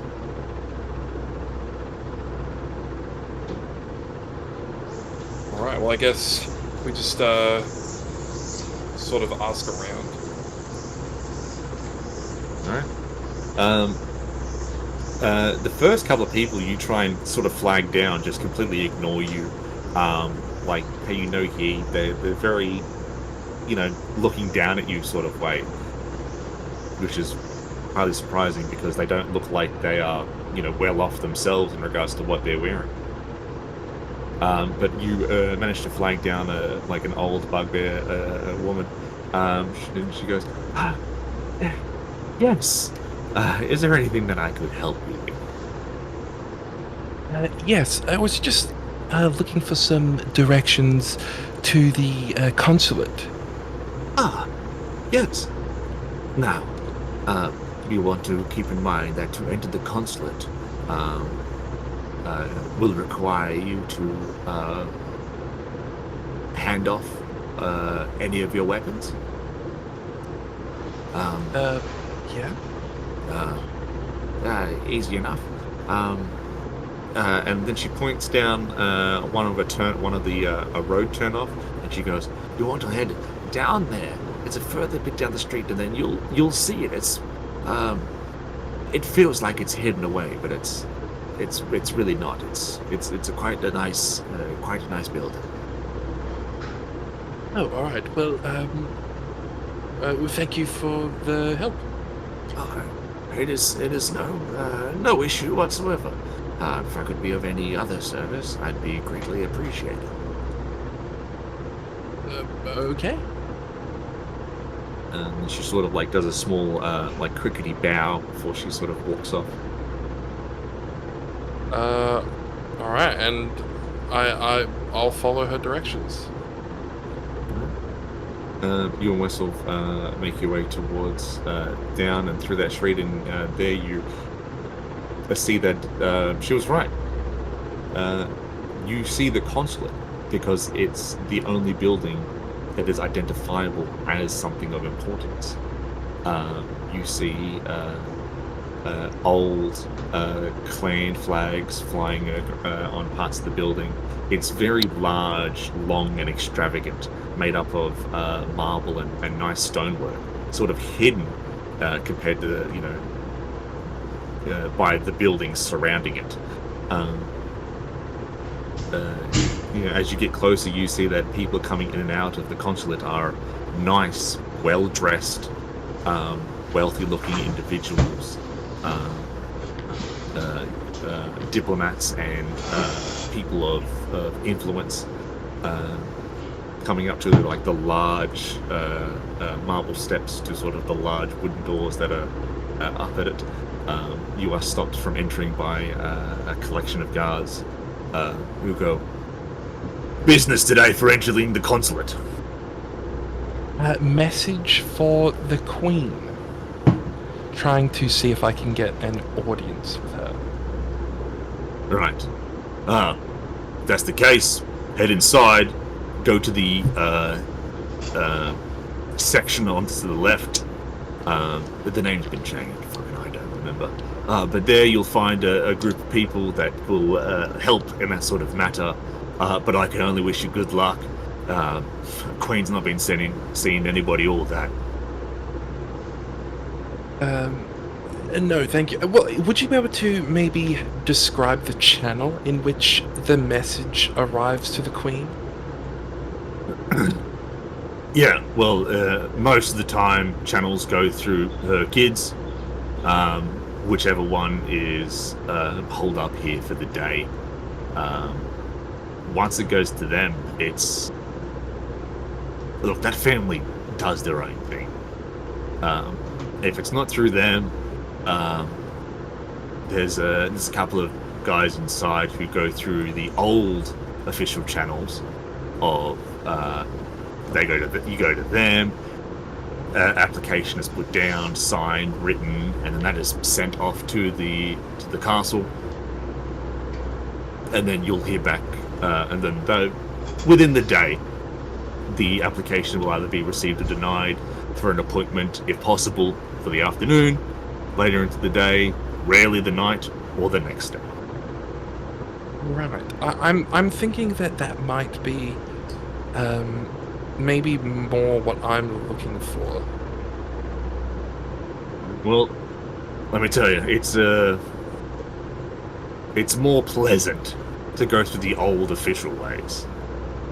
Yes. He looks around. He looks a little bit concerned before he says this. He goes, "Queen's kids are a bit strange." Well, yes, it's funny that you say that, because I actually ran into one of them on my way here, and it's what has me a little nervous that the integrity of the message that I have for the Queen might be lost in the transition from consulate to her ears. Yeah. Oh, well, that case, yeah, speak to the guys inside. The old official way is perfectly fine. But her kids don't charge, so it'll cost money. All right. Is Ferranthal here today? He is, yeah. Feranthal's in. Would he be able to overlook the old sort of the application sort of channel? Oh yeah, he's the head of it. He runs it. Oh, excellent. Well, I will. I'll go look for Ferranthal. No worries. He sort of, clops back to the side, opens the door for you and Wessel to go in. Excellent. As you enter, it is nice. You've been to, warlord palaces before, but this place is like new money sort of look. It's fucking crazy how nice this place looks. Statues, finely made, exotic plants used as backdrops for paintings that vary in size. People walking around, conversations, arguments. There's a lot happening here. But you take the guy's advice, going through sort of the large foyer into the section to the left.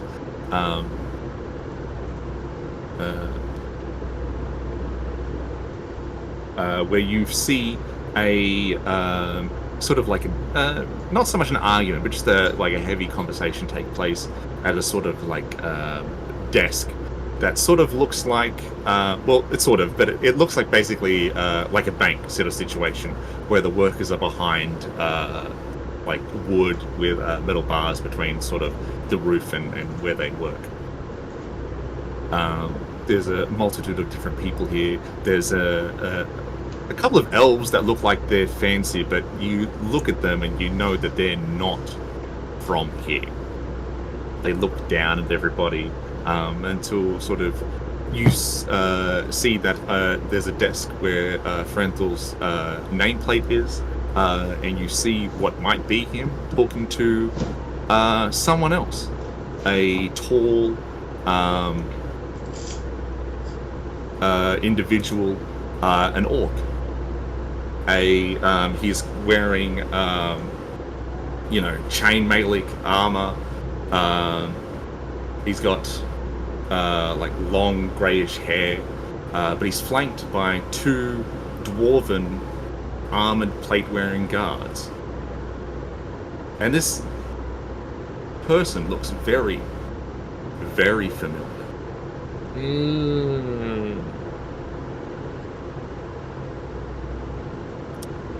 Okay.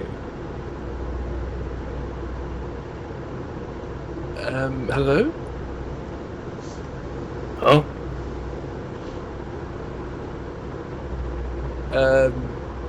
Do I know you from somewhere?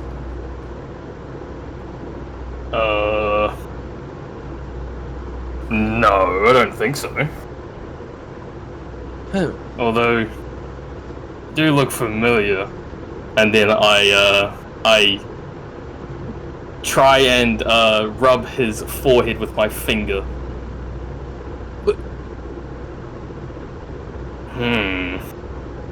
And I look at my finger after doing that, and I'm a little shocked.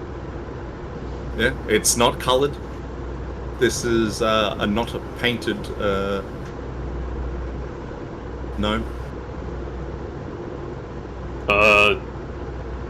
Finch?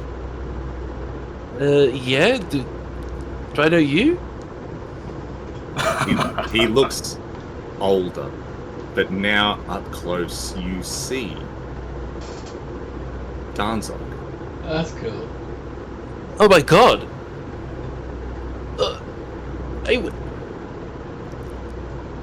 We were gonna come look for you immediately after this. I have one more question. What did we do at the Drunken Huntsman? That, in the room of the Drunken Huntsman with the certain mirrors and the certain drawer. Does this ring a bell?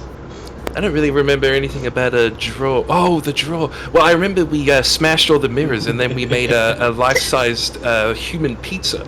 Right, yep, right. Just wanted to make sure. Yep, that is you, Finch. Good to see you. Also, you don't look any older. I mean... Are you... What? How did you... not look any older? Well, we were It's been 20 years. Yeah, well, it's... Think of it like this. I got put in a headlock, and then when I got let go of the headlock, everything else got 20 years older. Oh, yep, makes sense. Now you're speaking my language. Well, are the others around, or just yes? Are you solo? You ditched them? No, Wessel's here. Wait, yeah, Wessel's here. Who? Long time no see, big man. Yeah, we knew him. Remember, you knew him for like literally 2 days. Oh. Yeah, kinda, I guess. Alright. Yeah, he was just sort of following us, and then came into the labyrinth with us. Ezekiel's here. Oh, Ezekiel! You're no longer a fish! He's... I'm not actually here. I'm not actually here. I'm sorry. He's not here. In front of you is just Finch and Wessel. And Wessel, okay. Yeah, Ezekiel's here, but he's somewhere else in town, and we have a new person with us. You replaced me, did you? Oh, damn. Well, more so, we ran into someone else in the labyrinth, and they sort of haven't had an opportunity to, get their own stuff done, I suppose. Hasn't really been a lot of time to go somewhere else or do something else. This is the first place we've been to since getting out of the labyrinth. How did you get out? The labyrinth? Yeah, well, maybe you didn't even know it was... You came down with us, and then a rock fell on you. I just remember waking up in the south. Well, I think it's the south, but nothing looked familiar at all. And then I kind of traveled back to the mountains again. Yeah, I heard you've got a whole thing set up there. Yeah, I remember when I was at the south, ruins, lots of ruins from a big attack from Tiamat. And then joined up with a band, and then we moved towards the mountains again. And now, what, you just sort of sitting there and fight the Eternal Sun or something? The Eternal Sun? Oh mate, they've been a pain in my ass, Eternal Sun. Having to deal with those fanatics. Yeah. Don't you have whole towns or something, don't you? Aren't you like a king? No, I would say more of a...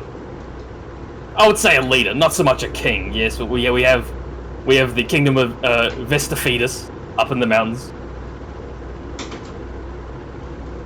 You should come by sometime. Well, we were going to come after this, mostly to come find you and get the sort of lowdown on what has happened. You know, everything looks so different. You're telling me. Consul Danza. Look, I wish to tell you that I can... Who's this talking to me? This is the sort of the person you're speaking to get inside the castle. Oh, just 1 minute. You know, this is kind of a reunion that I've been kind of hunting for 20 years now. No, I just wanted to let you know that while you were talking, I just received word that unfortunately the Queen has requested no more visitations for today. Oh! Tomorrow. All right. I've been here for 2 hours! Well, unfortunately, the Queen has been a bit unwell lately. This is probably just one of those times. But rest assured, I can get you into the castle tomorrow. First visitor. Of course. A man of your esteem, surely first is better than any other time. Is this guy Ferranthil? Yes. Excuse me. Would you be able to put in one last request for me? Sure. What? Just that Finch is in the city and would like to speak with her.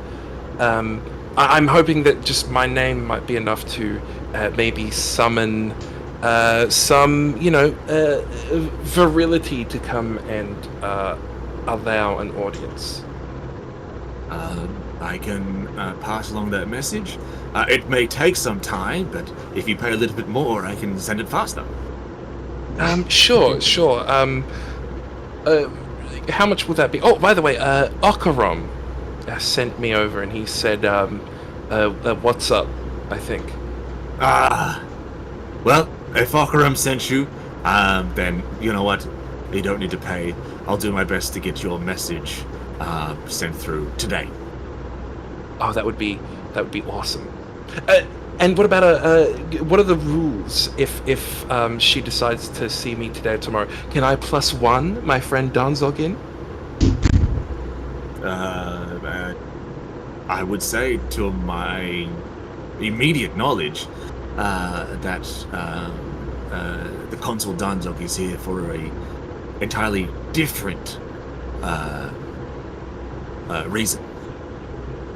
But if you were to be requested, there's no real limit to the amount of people that you could bring the summoning. I just need to know where you're staying so that I can get the message to you as quickly as possible. Was it the 1,000 Daggers or something? The 1,000 Cuts. The 1,000 Cuts, right? 1,000 Daggers is a movie. The 1,000 Cuts. I've heard of that place. It's a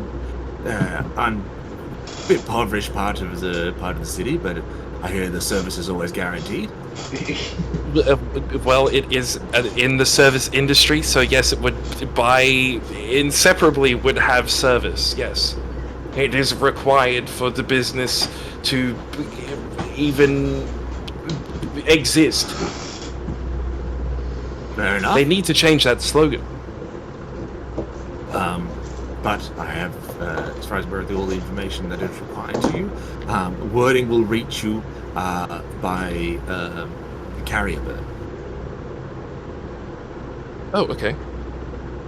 I'll be sure not to eat any that comes through the window.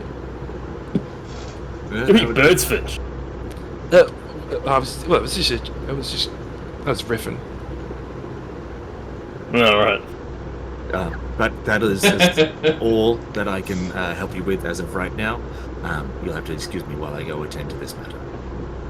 No, and thank you again for that. No worries. And then he turns and walks past and down a hall. Kuman, is Danzog staying within the consulate? Yes, you say there was also digs in there? Yeah, okay. Yeah. Cool. Well, what are you seeing the Queen for? Political stuff. Yes. You very much know that even though, there's some camaraderie there with Finch, why you were there is hush-hush. Yeah, political stuff. Oh, okay. Having a your own kingdom and stuff, you gotta kind of do these meetings and such. Oh, well, does that mean that you're having a meeting with the Khan as well? The Khan? No, I'm here also for King Solomon and Princess Lala. Oh, I'm not sure who they are. Yeah, well, potential allies. But I can't say anymore. I can see some relatives. I can't see more. Well, what they're really like is. You understand that Danzog's been stuck not having any friends, friends in our place. It's lonely at the top, you know what I mean? It is, man. It is champion Danzog. It's lonely at the top. He's got a vent, mate. Yeah. Where are you staying? Maybe we can. Maybe Yeah. you're close by. I'm staying here. Oh, here. Yes. Oh.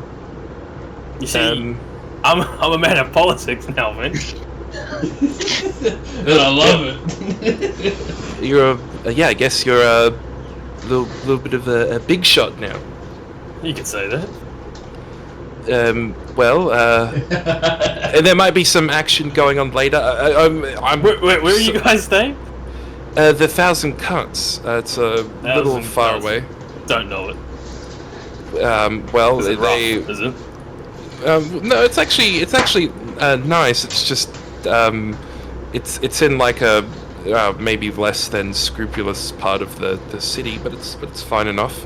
There's no mind controllable robot men inside, and you know the vibe is okay. And Finch hasn't not Finch, Ezekiel hasn't started a bar fight yet, so. Oh, is he still doing that? Is he? Is he still antagonizing merchants and such? Not recently, to be fair, but he does always grit his teeth and clench his fists whenever anything, even a little bit of an obstacle, sort of goes his way. He just can't help himself, can he? He just has not learned. He just cannot help himself. Well, to be fair, it has been literally 1 week for us, so there's not a lot of runway for him to change. I do forget that for me. It has been a long 20 years.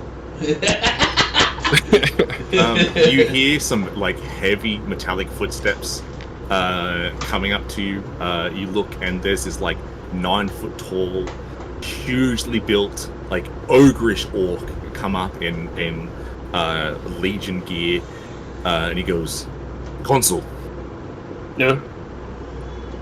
the consulate is stuffy. I request that we leave it, if at all possible." Claudius. It's alright.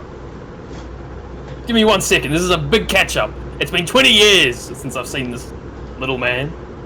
I do not wish to rush you, Consul. Just that, may we walk and talk.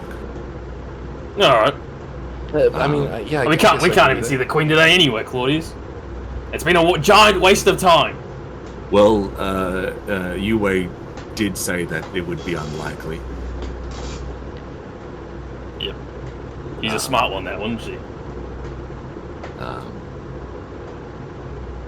Yes. Articulate as ever, Claudius. Thank you. All right. Well, I guess there are a few things. I suppose I do need to quickly say, be on your guard. I think the city is about to go to shit. It might not, but it might go to shit. We might be seeing, you know, what happened at the old capital happen just again. It's gotten worse. Oh. All the visions. Both of them. Oh my god. Yeah, I can still see with the eyes, and I am every single person whose future I look into in this city. They're all dead. Oh. Great. Of course. And doesn't change, does it? You know, there's always trouble. There's always trouble with you, Finch, and the band, wasn't there? Well, yeah, I did joke that maybe we should head out to the wilderness and just sit in a cave and have the goddamn Grim Reaper come get us there instead of in a city with 1 million people in it. You know. At least Ulsan is still up. That's the one city we visited that didn't get blown up. Can you please feed him another Yep. All right. Well, I gotta meet this. I gotta meet the Queen. I don't want to, but I have to stick around. Say, you guys want to crash in the consulate? You know. Are you taking any stowaways in there? Is the room big enough? Man, is the room big enough? It's fucking huge. Cool. Well, Well, I mean, you know, a man of my honor and such. The room is big enough, Finch. Oh, well, sure. I mean, you know, we've stayed in one-bedroom places before. I just sort of sit in a corner and fall asleep, so I'm cool with that. Yeah, well, bring the other. Well, I'll come with you actually, because I gotta get out of here. 'Cause, you know, the old ball and chain, bloody Claudius. You know, he's gonna get me out of here. It's just Claudius just has like this grim expression on his face. He hasn't changed. Yeah. Yeah. Well, you know, why don't we walk and talk? Where's this 1,000 cuts or whatever? Well, it's a bit of a trek, but I guess we could cut through the Warrens if it's a time-sensitive thing. Although I was told that if we do that, we'll probably get jumped. Mate, Claudius here. I think we'll be fine. Your other guards, Dugnig and Josen, go. Boss, if there's trouble, you know, it's whatever. I mean, if we all go, you know, they're gonna take one side of Claudius first, because he's the biggest fucking cunt here. And they're gonna be like, I don't really feel like getting my spine crushed today. See, Finch, we're all good. All right. I'm not quite sure where Finch and Sia are at the moment, but I'm sure they'll maybe go looking for us at the 1,000 Cuts. Where Finch and Sia is? Yes. Well, I keep calling Ezekiel Finch. Hello. Yeah, I'm not sure where Ezekiel and Sia are, but I'm sure whenever they've finished their business, they'll just head back to the 1,000 Cuts. Yeah. Right. Well, let's head off then, shall we? Yeah. Let's go trestle or whatever. Yes, Wessel. Whistle. All right. Yeah. All right. All right. Let's go. Claudius goes, "We'll mark the beacon so Yahweh knows where we are." And he flips up a collar and like snaps a twig. It sort of like then stays in its place. You notice as the sort of like beacon for Yahweh when during the day. Yeah. And you guys leave the consulate. Bunch of eyes on you. Whispering like, "Oh my God, is that fucking Consul Dunsup? What is he doing here?" But no one. Every time somebody tries to be like, "Oh, Your Majesty," or like, you are someone of importance, and any attempt to rub shoulders is good for them. But every time someone comes close, Claudius just fucking steps in, just like, and they back off.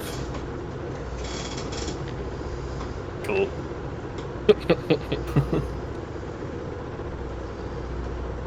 And with you guys leaving the consulate, we go back to Ezekiel and Sia, who managed to find the orphanage. And it is larger than sort of orphanages that you are sort of familiar with. It's a large sort of multi-leveled, semi-decent looking place. But out front, sort of leading to a large pathway with a vibrant garden stretched around, is a Centaurian guard at the front. And as you sort of approach, he goes, "Do you have business at the orphanage?"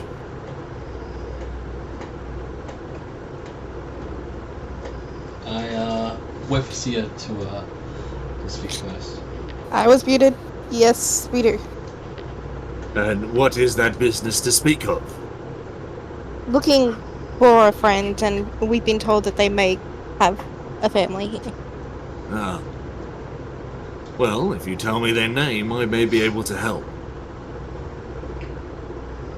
Out of character, what are their names again? I keep forgetting. Fusion and Raijin. Right. Fusion and Raijin. "Ah, yes. Well, I know them well. They do, they do live here whenever they arrive, but they're not here now." If they do come by, can you tell them just to meet us at the 1,000 Cuts? I can do that, but they left with most of their belongings. Oh, goodness. Okay. Did they mention anything about where they're going? No, something about seeking the Herald, some sort of danger or whatnot. Danger. Yes. Oh, this is getting worse and worse. Alright, well, thank you for that. Just, No worries, and may Alvina guide you in your path. and you too. Say, how long have you been following this religion for? I'd say I've been a believer for the last 5 months now. And what made you a believer? I was, not to be too personal, but after my wife died and, I lost my son, I didn't have much to really live for, but, I was given a renewed sense of hope after, attending a sermon by the prophet.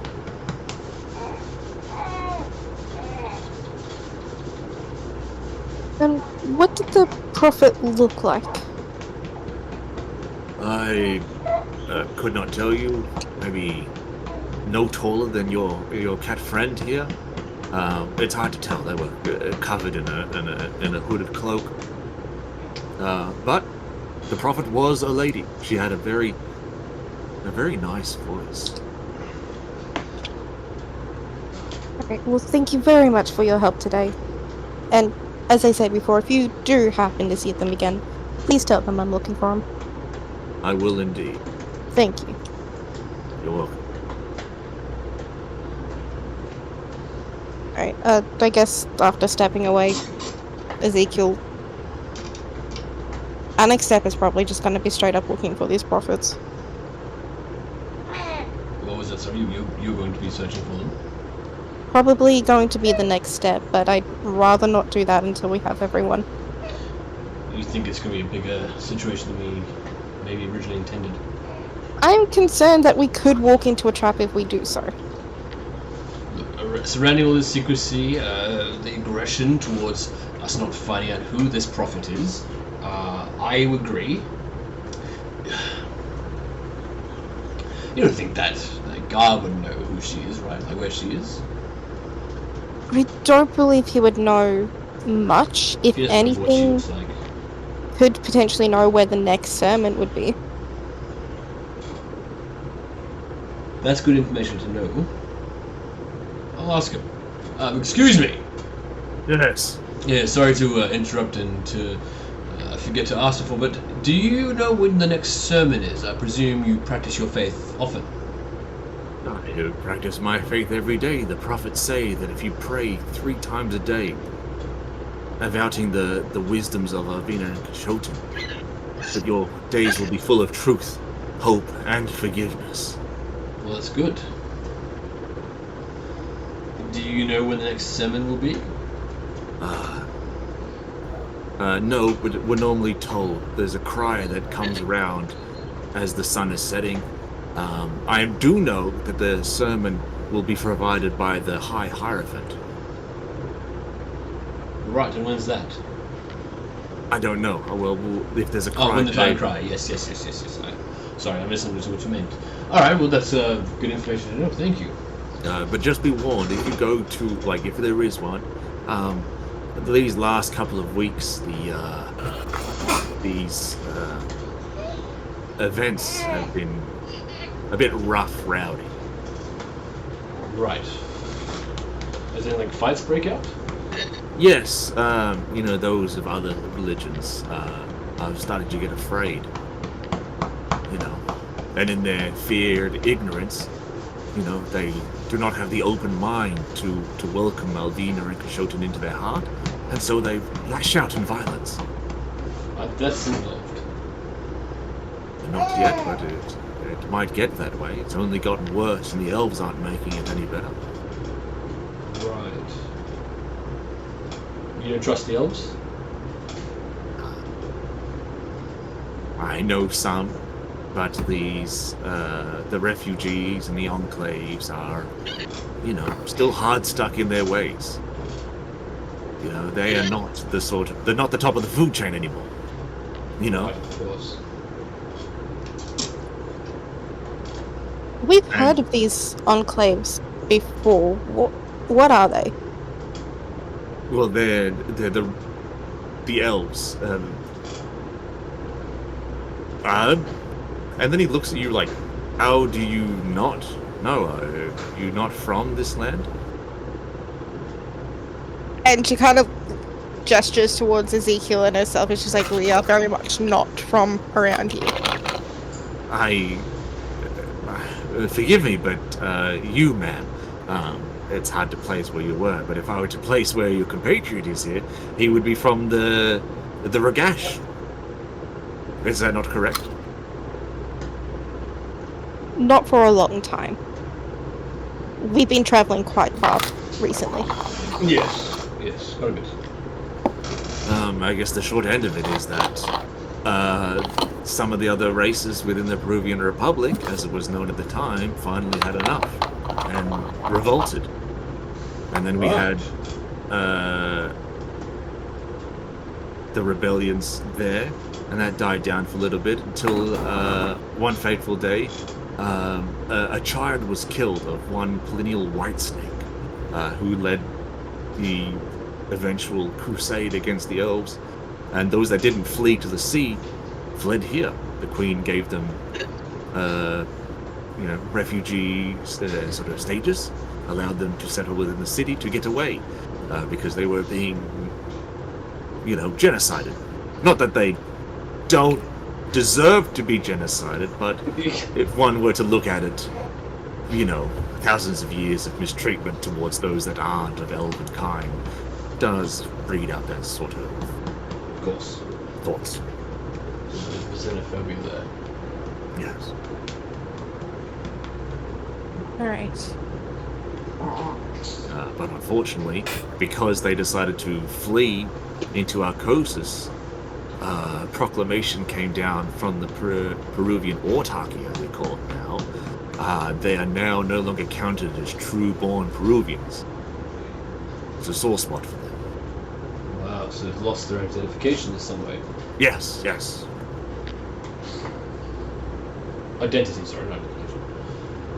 Well, we'll be sure not to mention that if we see any elves.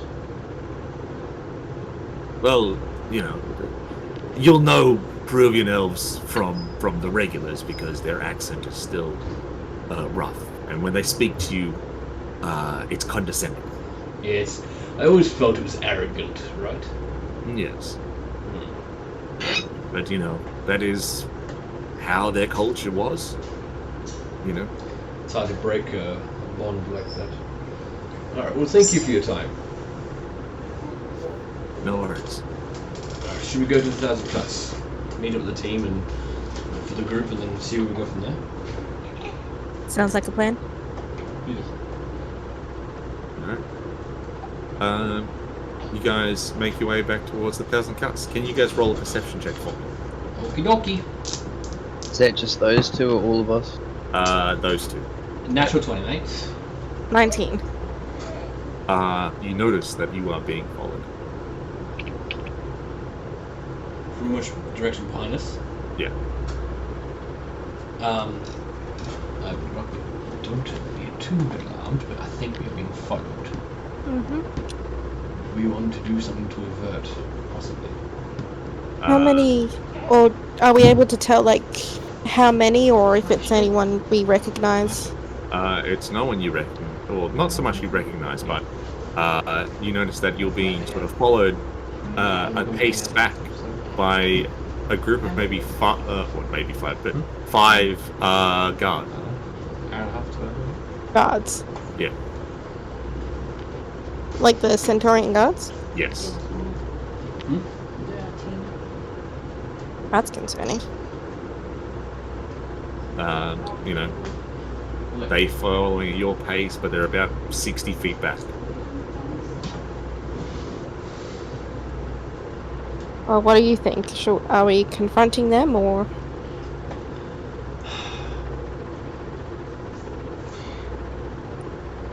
I think we should. Because of that natural 20, Ezekiel, Yeah. you know one of the 5 that is following you from way back. He's I much know- old. He's much older now. He's like weathered. He's probably in his late 60s. Right. I know them. Yes. Do I recognize the feet? Like the sounding of the following feet? No, but you recognize him sort of like he's aged, but like the aging is superficial towards like the scar across his left eye, like Yeah. the permanent snarl that he's stuck in. It's your old clan's sort of sergeant. Oh shit, okay. If I sense that and recognize it, I will stop. And I'll turn around to face them. You stop, they stop.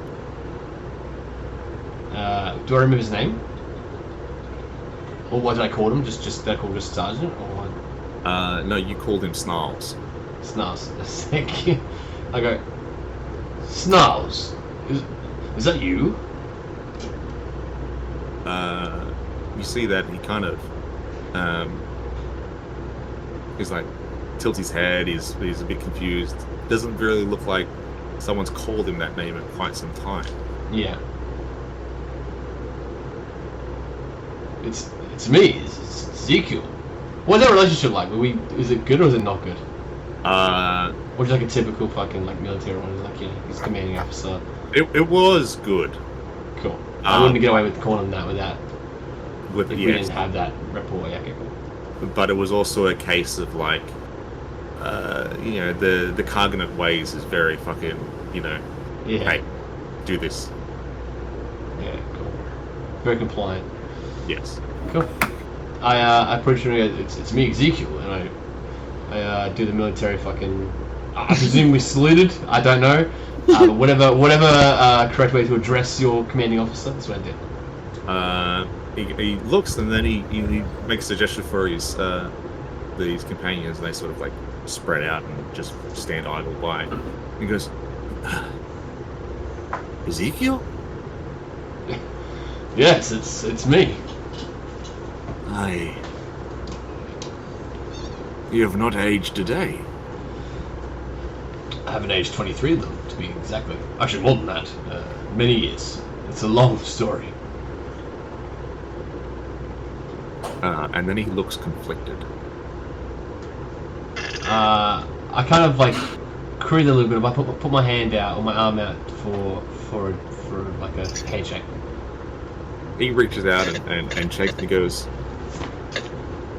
what are you doing in the city? With a party of mine. We're here for a few things, but we're just trying to tie up some ends. All right.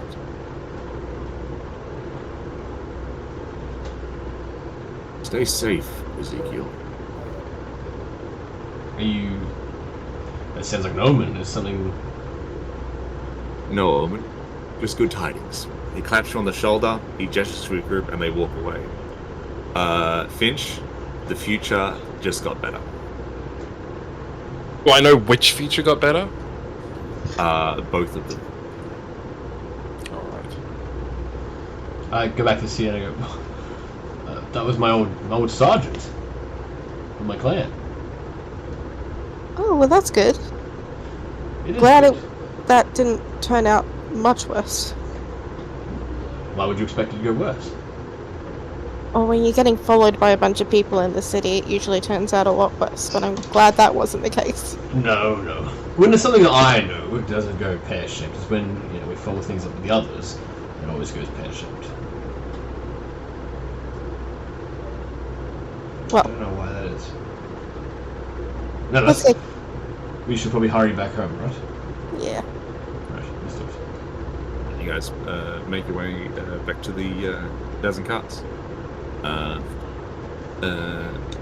Darnzok and retinue, Finch and Wessel, making your way back through the city, back the way you came. But you guys have to take a detour because a riot has started to take control.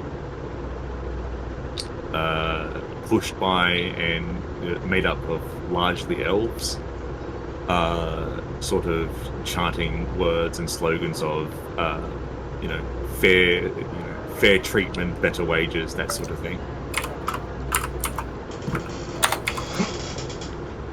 But you guys are given a wideish berth because of your, both group size and the fact that the group does look intimidating. Excellent. But if there are any shops you guys wanted to reach, you are able to do so.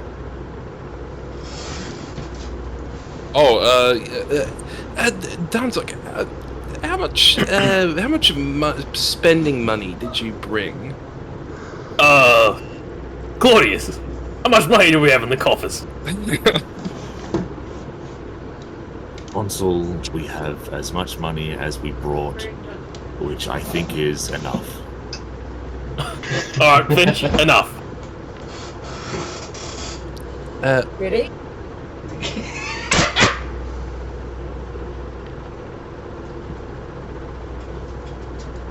Yeah, he's getting yelled by his mom. He's trying to fucking in between. Finch's mom's there. In there. Finch's mom's in the crowd trying to talk to him. That's awesome. That's crazy.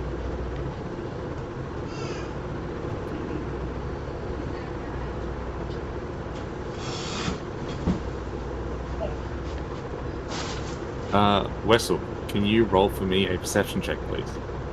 Okay. As something might have caught your eye.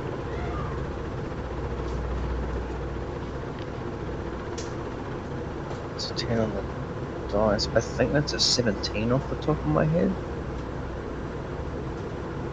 Oh, no, that's way more. Way more than I thought. I mean, that's a 14. Alright. It looked like someone wearing a cloak that... I think I might have seen that cloak before, but you're just not too sure. Well, with us being here for, I think it's been 3 or 4 days so far, it was quite a shock to see that all of the money has changed. So we're a little bit light on stuff at the moment. Alright. Is there anything that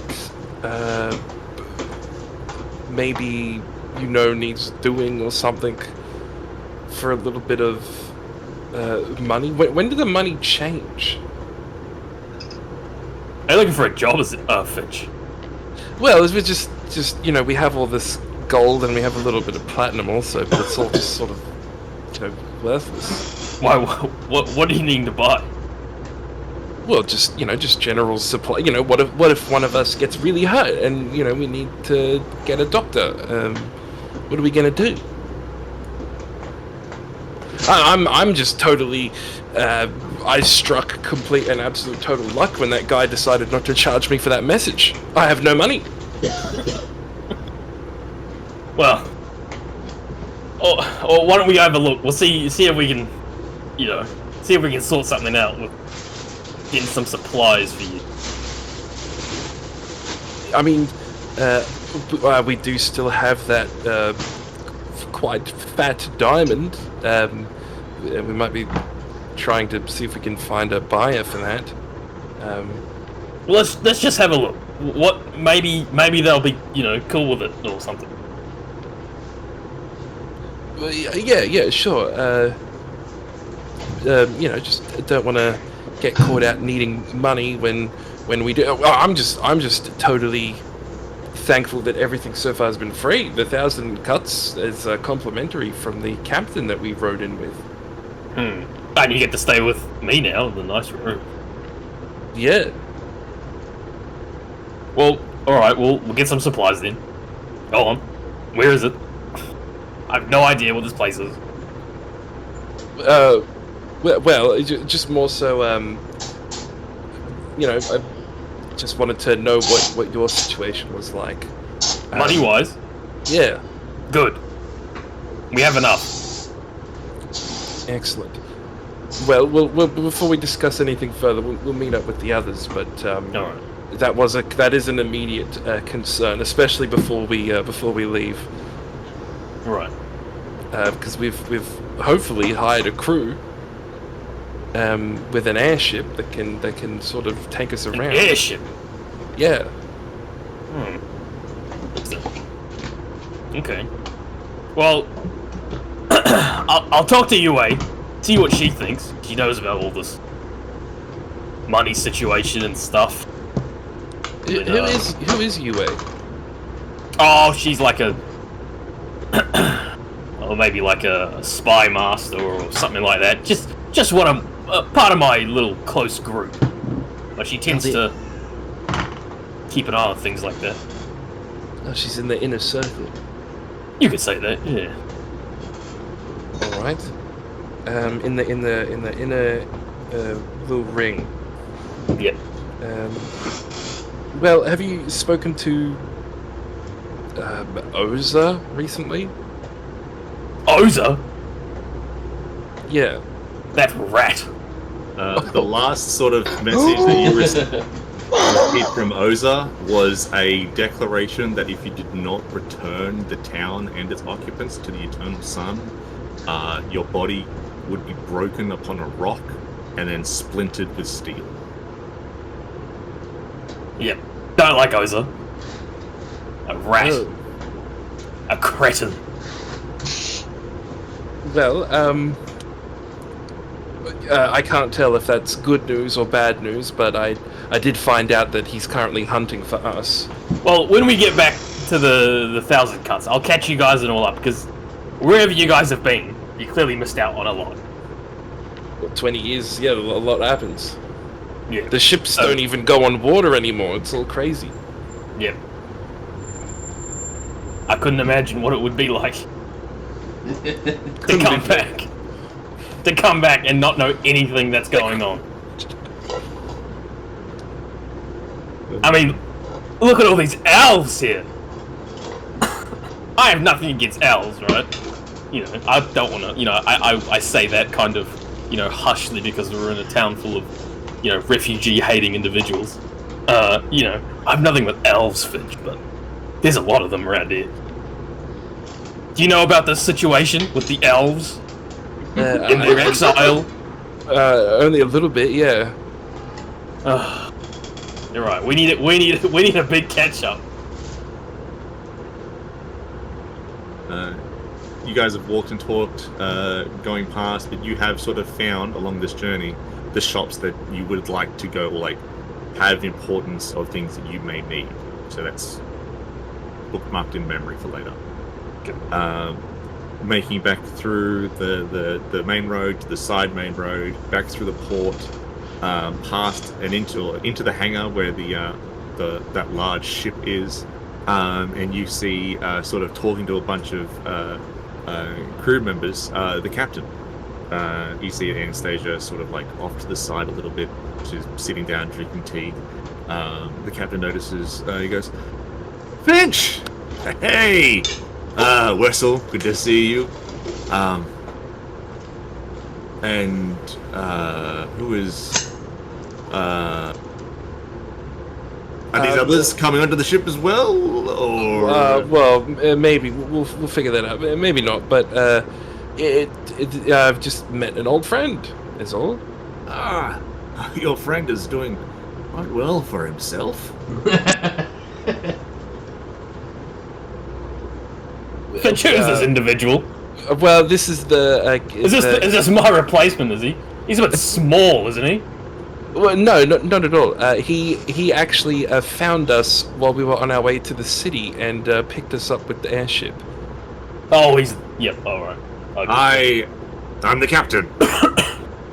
Alright. Alright. What's your name? Ryujin. Ryujin. Alright. Well, nice to meet you. Likewise. And your name, sir? Danzo. It's a unique name. Alright, thanks, Ryujin. You have a unique job of driving a airship. We're just pointing out stuff. No, it's just that I miss Donzok so much. you know, well, you know, maybe the name's not so unique. You know, ever since you know, a king, you know, by an orc named Donzok turned up and established their kingdom of his, you know, many people are naming their sons after him. But you're also really old, so. You know, And you're also really small, Ryujin. I am a goblin, yes. Yes. You're also a lot smaller than Claudius here. I see. Hello. Claudius is just stone-faced. Looks tired. So, Ryujin, what do you know about this Donzok individual, this conqueror of mountains and such? This great champion? I have had little dealings with him. I have heard many things. I have spoken to people that have worked with him. From what I hear, he is a fair but kind leader. Give or take the sort of the killings and all that jazz. Right. Well, that's good to hear, I guess. I look at Finch. I look at Finch with the.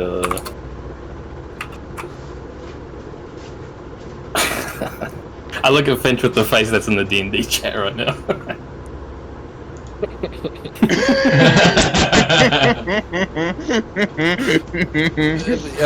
Well, yes. You're not going to get into trouble anytime, Rajan. You got your sort of medicine that you need? We are still working on acquiring that. It seems that our dealer has went missing. So we're on the look for that, but don't worry, we still have time, I believe.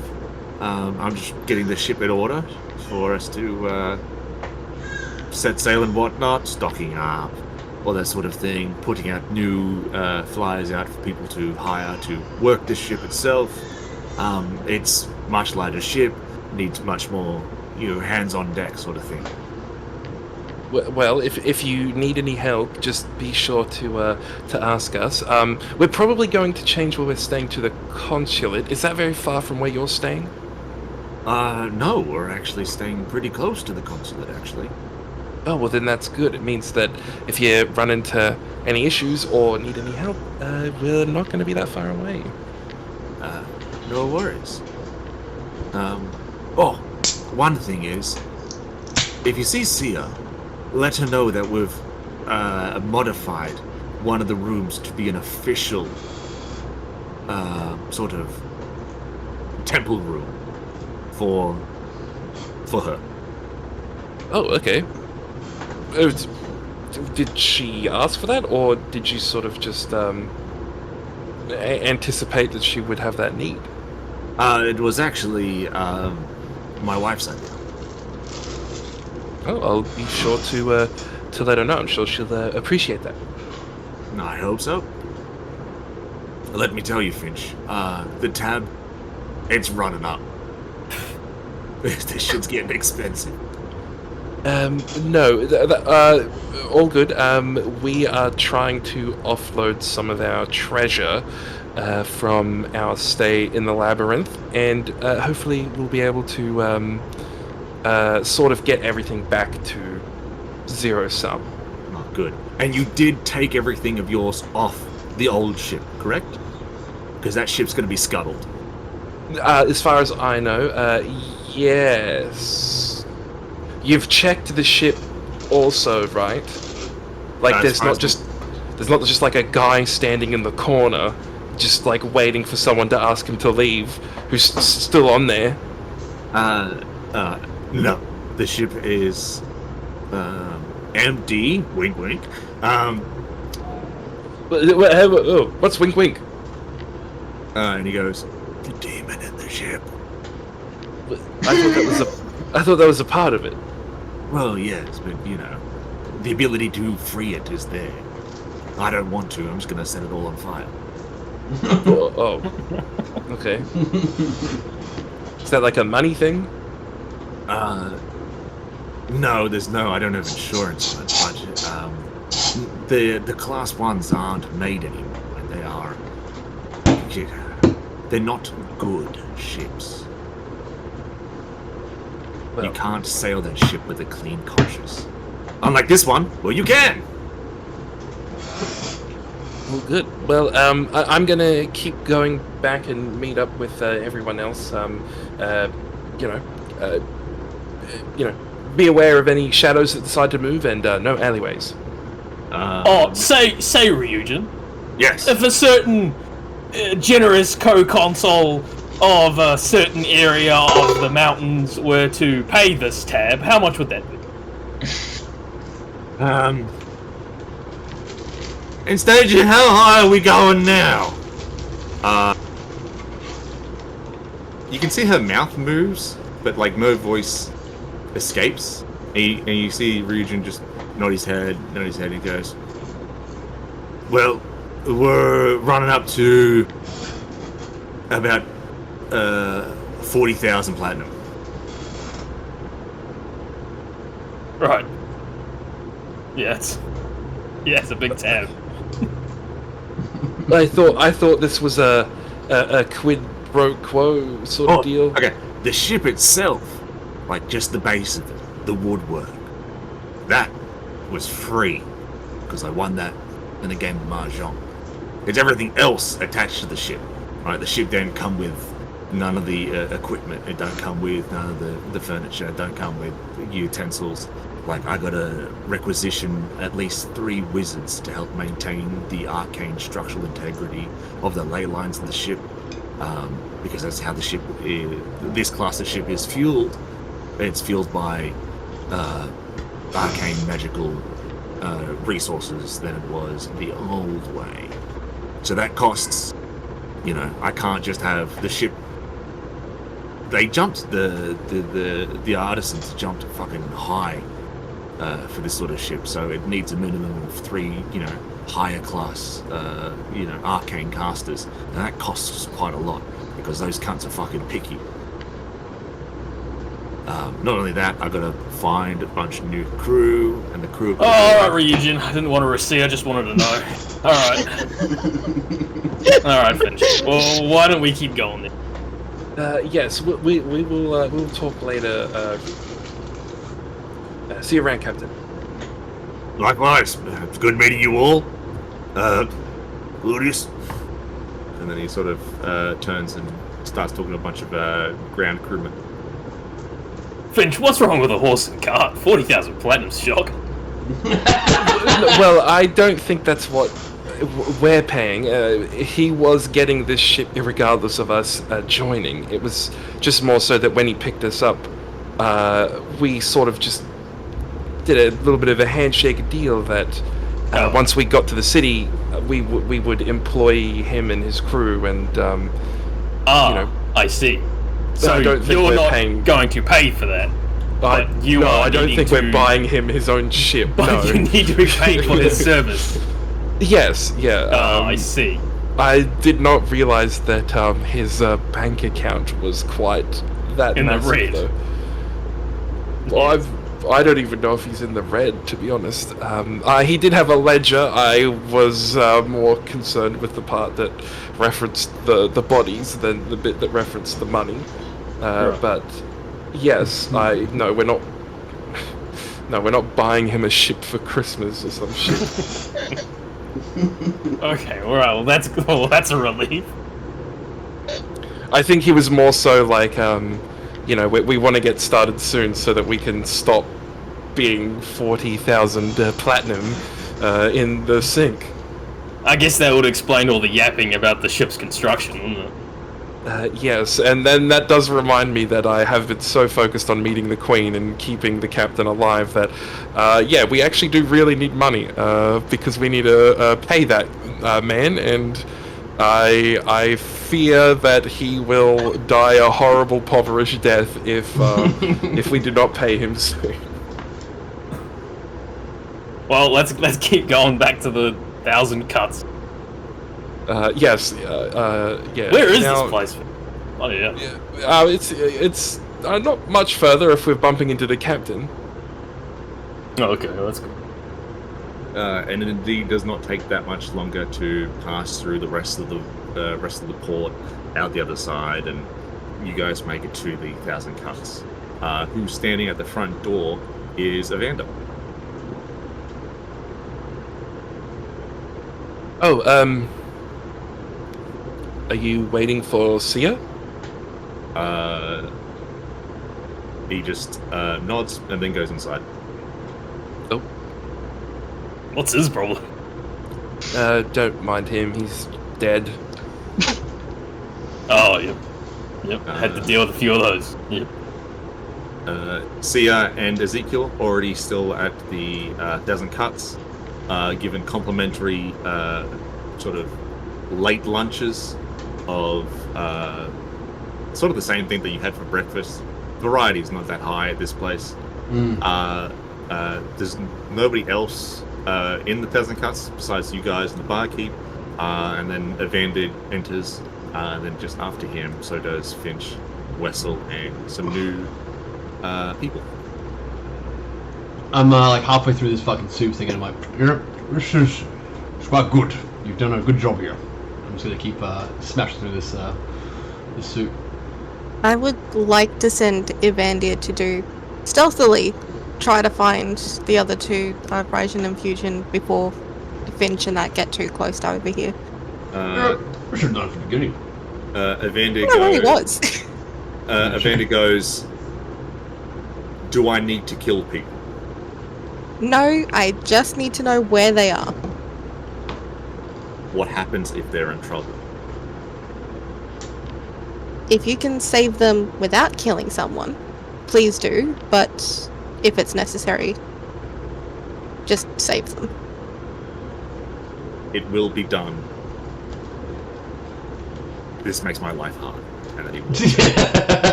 Oh, poor thing. We gotta treat him Is that to a a holiday joke? after this. This makes my life hard. Yeah, in a sense, you know, do you think it's going to end well for them? I don't know. I hope so. Ezekiel, sort of as you're looking up and Finch and Wessel enter, there's an orc that's with them that looks fucking mighty familiar. Yeah, very good. And I just like I hold my spoon there, and I just keep my eye on this familiar orc for a good few seconds. Your dwarven guards, Dunzok, stay out the front. Yeah. Hey, did you guys find Rujin?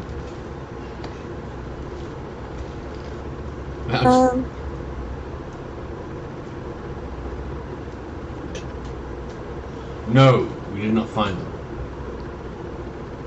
Oh yeah. By the way, Danzok, this is Sia. That we pulled her out. Danzok! Oh! Danzok! And I come up and I'm gonna give him a hug. Oh, that's not what I was hoping for. I imagine Claudius kind of goes in the way there, you know, as to beat off a adoring fan. Yeah. He waits, sort of like instinctually, like just to see what the situation is, as it has changed to be like, oh, you are meeting people that you used to know.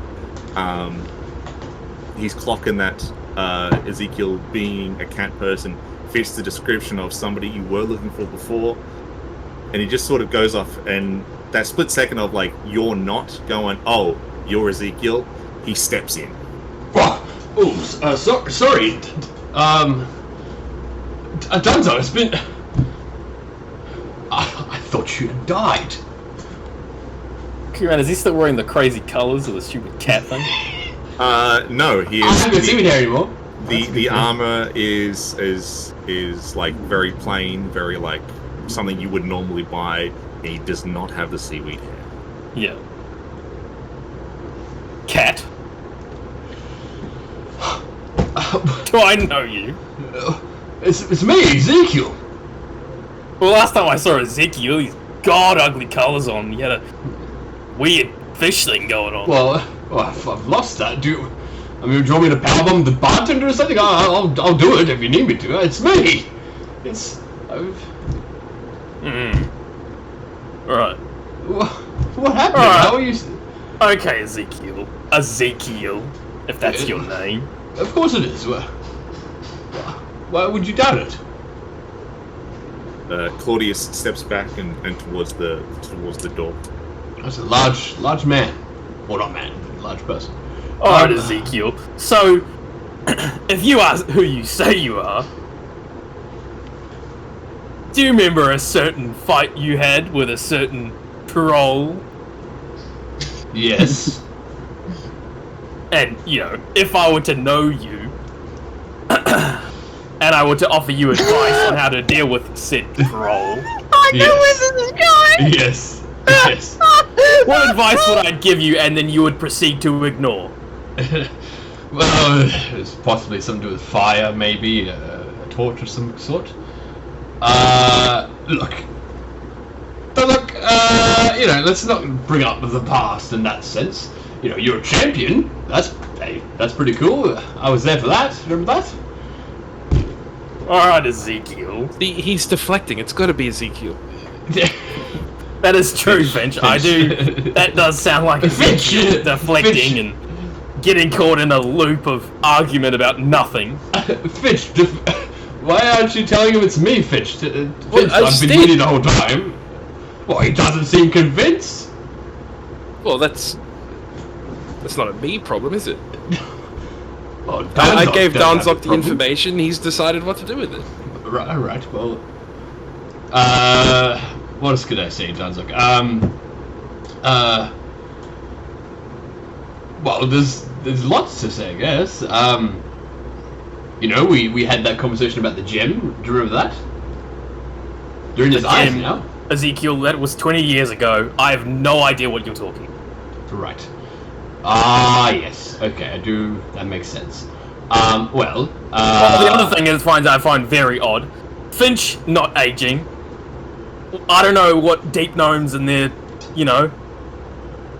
aging ways are, but a cat. Come on, Ezekiel. I know you cats get old. we do. You see, I'm assuming Finch to explain what happened in the labyrinth. Kind of. Well, time it works very differently there, and each passing day is a year in Arcosis. So we were there for a few, and it only really stopped when we took some potions. Right.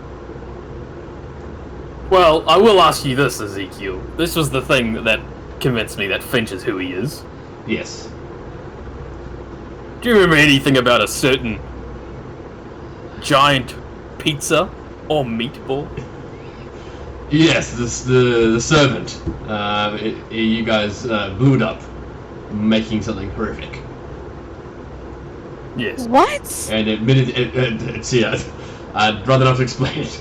But this thing couldn't leave the room. When it did, it just turned into a big pile of Alright, yep. meat and flesh. You're the same Ezekiel, alright. I'm glad that was the decider. Well, I nonetheless... can't be too careful, Ezekiel. See, as Finch will tell you, I tried to rub off his skin when I first saw him because I thought he... You tried to What? What is it you just said? You tried No, to... I tried to rub paint off them because... paint, Look, long right. story, some little individuals decided to be a pretty funny joke or a pretty funny thing to try and get some information out of me that they're going to pretend to be these individuals I was looking for, a deep gnome, so they just got a normal gnome and painted them blue. Right. Well, that's not... Well, they're very different looking, aren't they?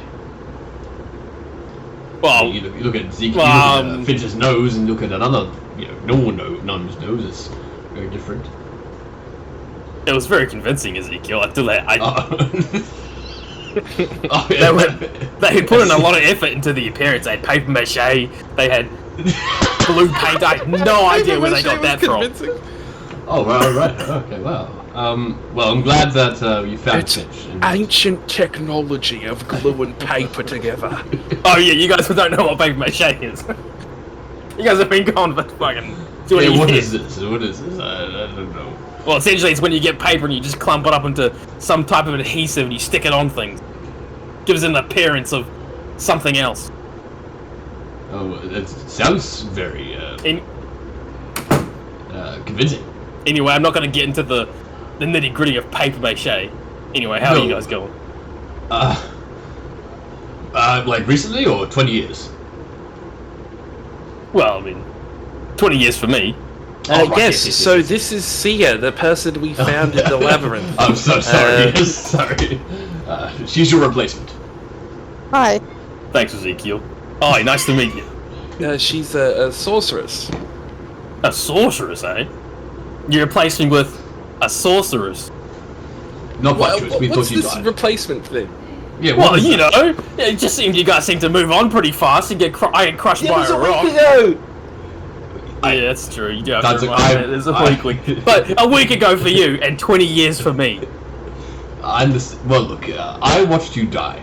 I mourned you. I was quite upset seeing you Yeah, die. and then you moved on and you had someone else join your party. No, well, and not immediately- Ezekiel is clout chasing. I told him almost immediately after that I saw you in the woods fighting wolves or something.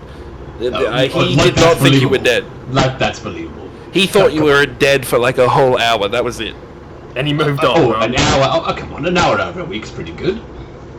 It's more than your 20 years thing. 20 years, Ezekiel. Do you understand how long that's been? 20 years? I'm it's- old, Ezekiel. I don't have an arm. Oh, That you is don't? true. He does not have an arm. What happened? Oh, You still long eating story. plants? I gotta Was he eaten by the catch you. Sasha? I gotta catch you. No, I gotta Oh, that's catch good. you guys up. You guys have no idea what's happened in 20 years. Let's grab some Oh, dinner. that's Let's true. sit and talk. Here?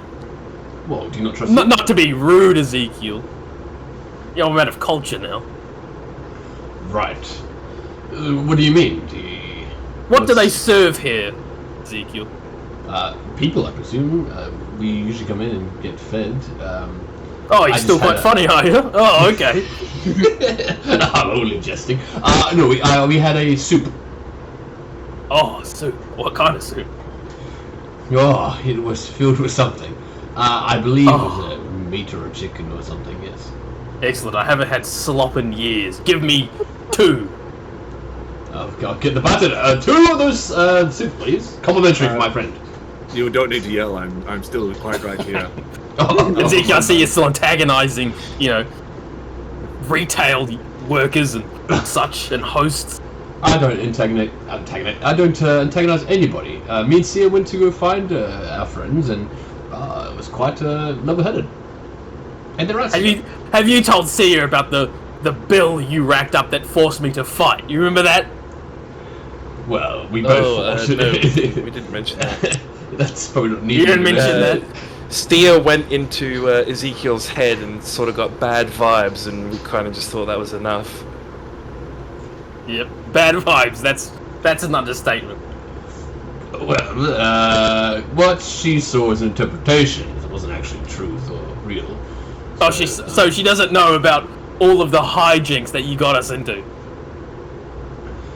Well, she knows I'm not fond of the Zaibatsu, but she doesn't need anything further than that.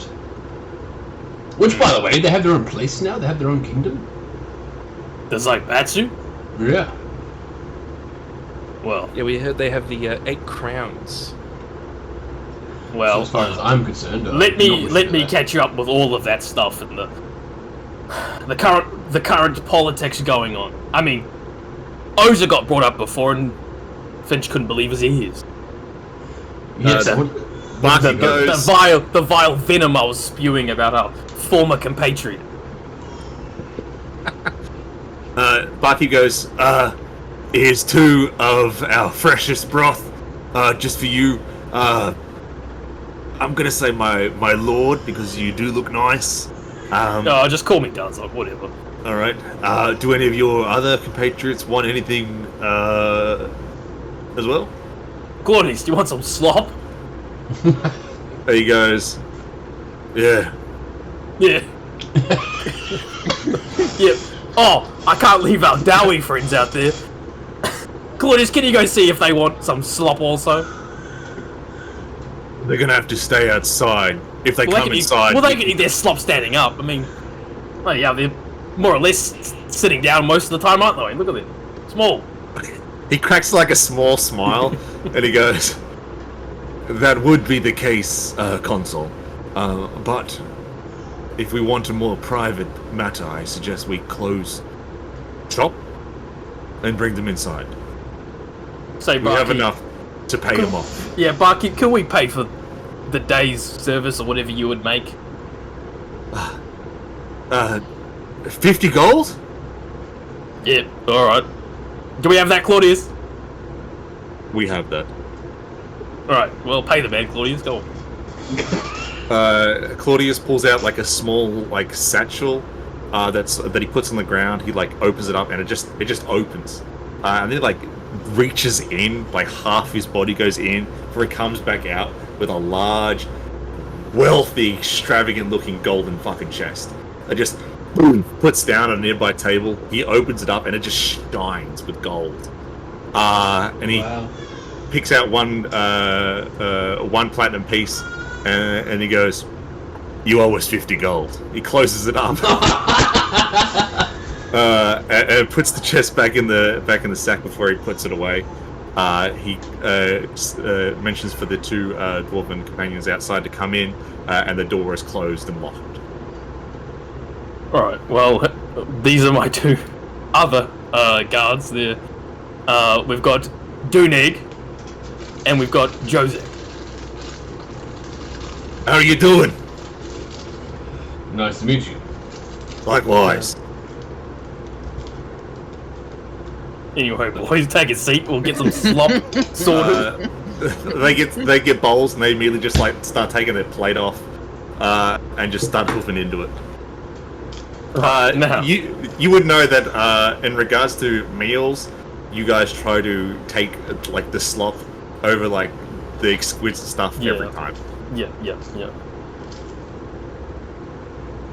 I haven't had this slop in years, Ezekiel. This is delicious. I've been having... Ugh. Don't get me started on the food they're serving me up there. I don't understand what the issues with serving, us all this, coq au vin, Or what is all that, Just give me some soup, some gruel. That's right. I think it's always made with more love. Well, I just prefer the taste. Sterile, I don't like it. Anyway, enough about my dining, my dining habits. Let's talk. What do you guys know? Well, the big tree in the middle's cooked. Right. Well, the man who's done that, right? Our former compatriot, has sit like to that. Yeah, he's the champion or something, isn't he? Yes, he's the champion. He killed the former champion. And now he's this... Oh, he's got into this real religious thing. I don't know what his goal is. Oh, also, this might be a bit of news for you, Ezekiel. They may or may not have destroyed the Shrine of the Animal Lords. I know we were going there before, about to or something like that, and we didn't get there. But they may or may not have destroyed it. I haven't got word if it's gone or not, but they are looking to get rid of it. I heard it was destroyed. It's that's shocking, because I knew that was a big deal for you. It was a big deal, yeah. Anyway, even more. All right. Oza himself, went for that. You see, I gave Oza, when we left him, a nice little pluck, and I feel betrayed, personally. I think, Ezekiel, you should have killed him in that rubble. Well, yes. Well, yes, I probably should have, actually. You would have saved us so much work. Yes. The tree would still be there for one. Well, that makes me feel awful. Yeah. Well, that guy, don't like that guy anymore. He's he's more or less declared war on me and our kingdom. Oh yeah, we've got a kingdom now. Oh, well, that's very cool. Yeah, it's alright. It's a little annoying, but it's okay. What's the Yeah, we've got about it? Oh, Is it just the fact of leading a kingdom? Is that kind oh, of the politics, Ezekiel. The the politics hullabaloo? Yes. Of Yeah. course, yes. turned into a right pain. As I can imagine. But yes, you remember Zugzul? I do. Yes. Well, sadly, he's died. Right. Oh.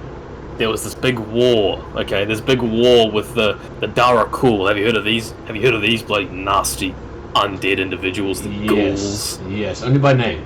Right. Well, we've had a big war with them. You know, us. You know, them 0, us 1. You know, Yes, of we course. got them. I don't know if Zan's like to lose. But yes, well, Zugzul lost his life, and I lost my arm.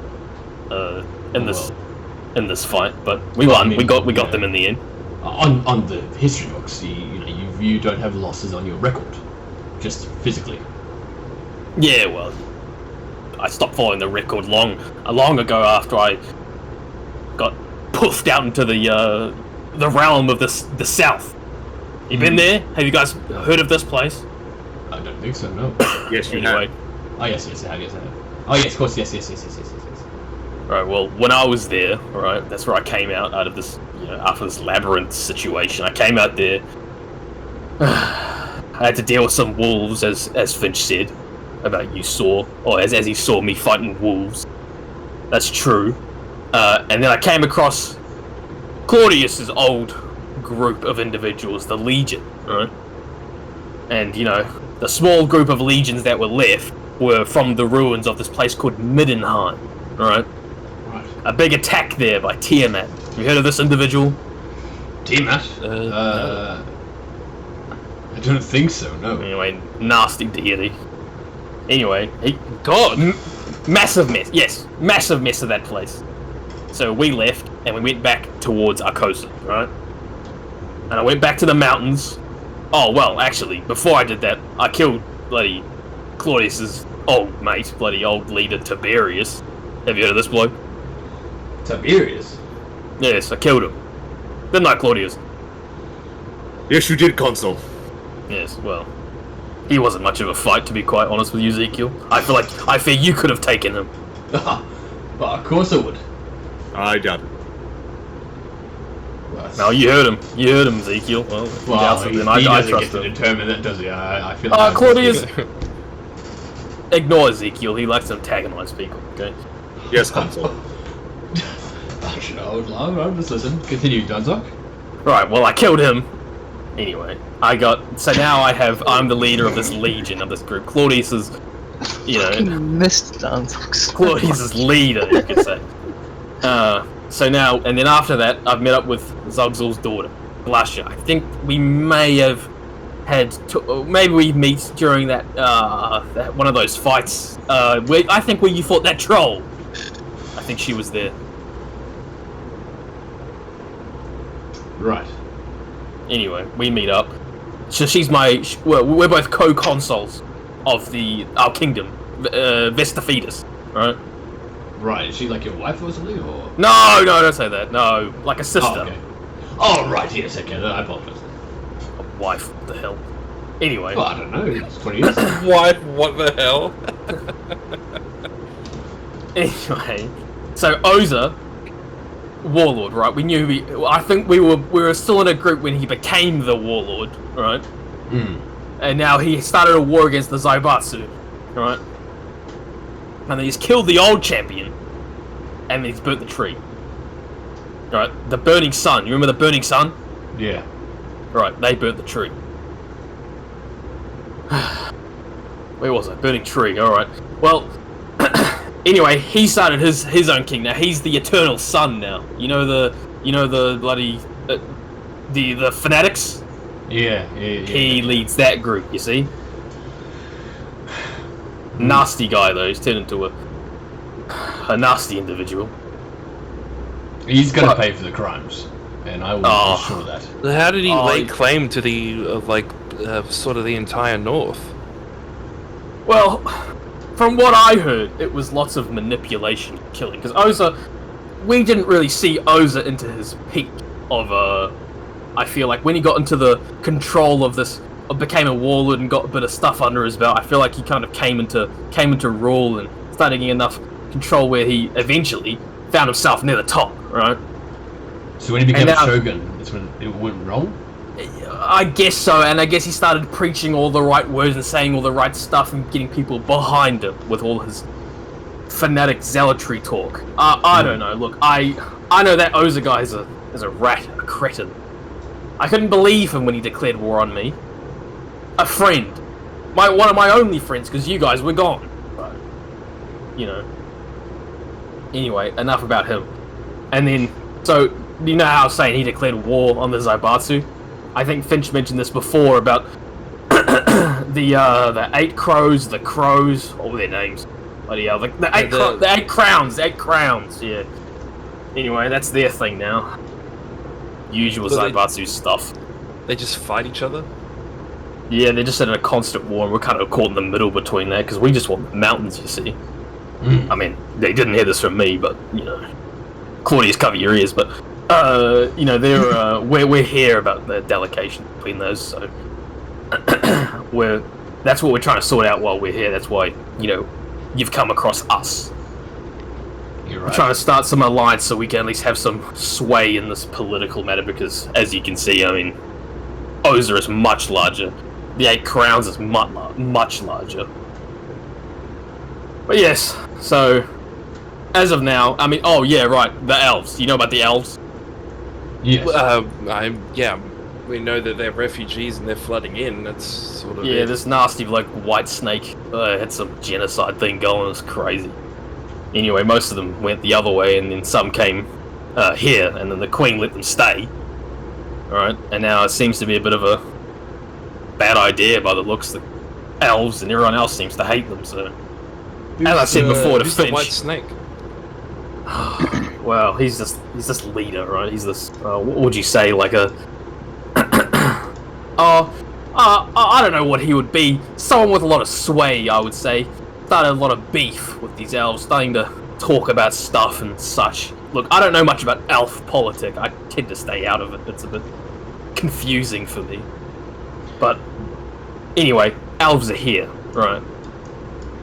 Being led by some individual, from what I hear.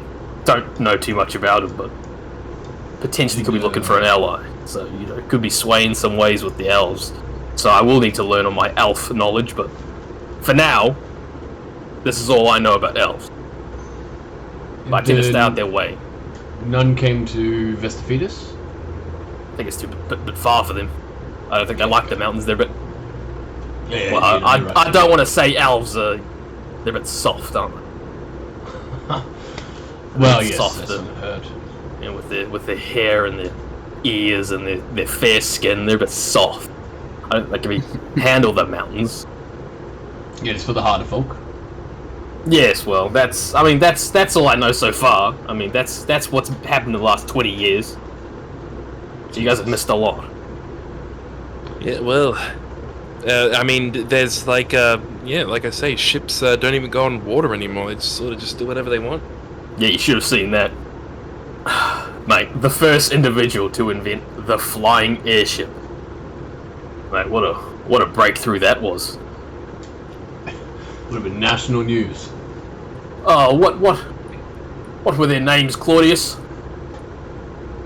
We weren't told of the names, Consul. The Zaibatsu made them, and, you know, the first sign we saw the warships were when we were being attacked by them. Is that right, Claudius? Yes. Oh. Well, anyway, we hate airships. Oh, right, yeah, anyway, airships, what the fuck? Yeah, we hate airships. Yeah, what the fuck's wrong with a horse and cart, as I say before, fuck them. Yeah, exactly. So, airships, the coward's weapon, you could say. Yeah, as you know, I like to fight. Not so much these days. Well, I haven't had a good bloody scrapping.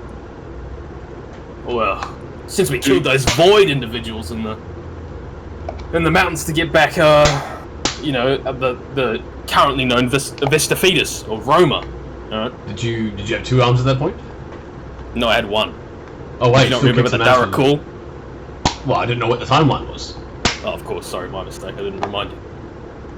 Anyway, yes, one arm. But I can do this cool thing where, you know, this arm turns into a spiritual arm, you know. So I have 2 arms, but, you know, it takes a bit of mind power and it takes it out of me, but... Yeah, well, it's something that Zugzul left me, which is quite nice of him, because I think he would have understood that dealing with one arm might have been a pain. How do you think Zugzul would have fared in today's world? Oh, well. Not only being 120-something, but I feel like he would have been a little confused with all the airships and such. Yeah, he'd be as bewildered as we are. So I think it's a bloody crazy world it's bloody turned into. I don't even know what's going on at the moment. But yes, well, we're just trying to make heads and tails of stuff also, and so that's why we've come down here, because it's the thing that's the most like old Arcosis. Yeah, well, you could say that. I guess the rest of the countryside's kind of turned into a bit of a mess. I mean, the trip down was a bit of a pain. We only had to get halfway, and then we remembered that we have a wizard that can just get us here.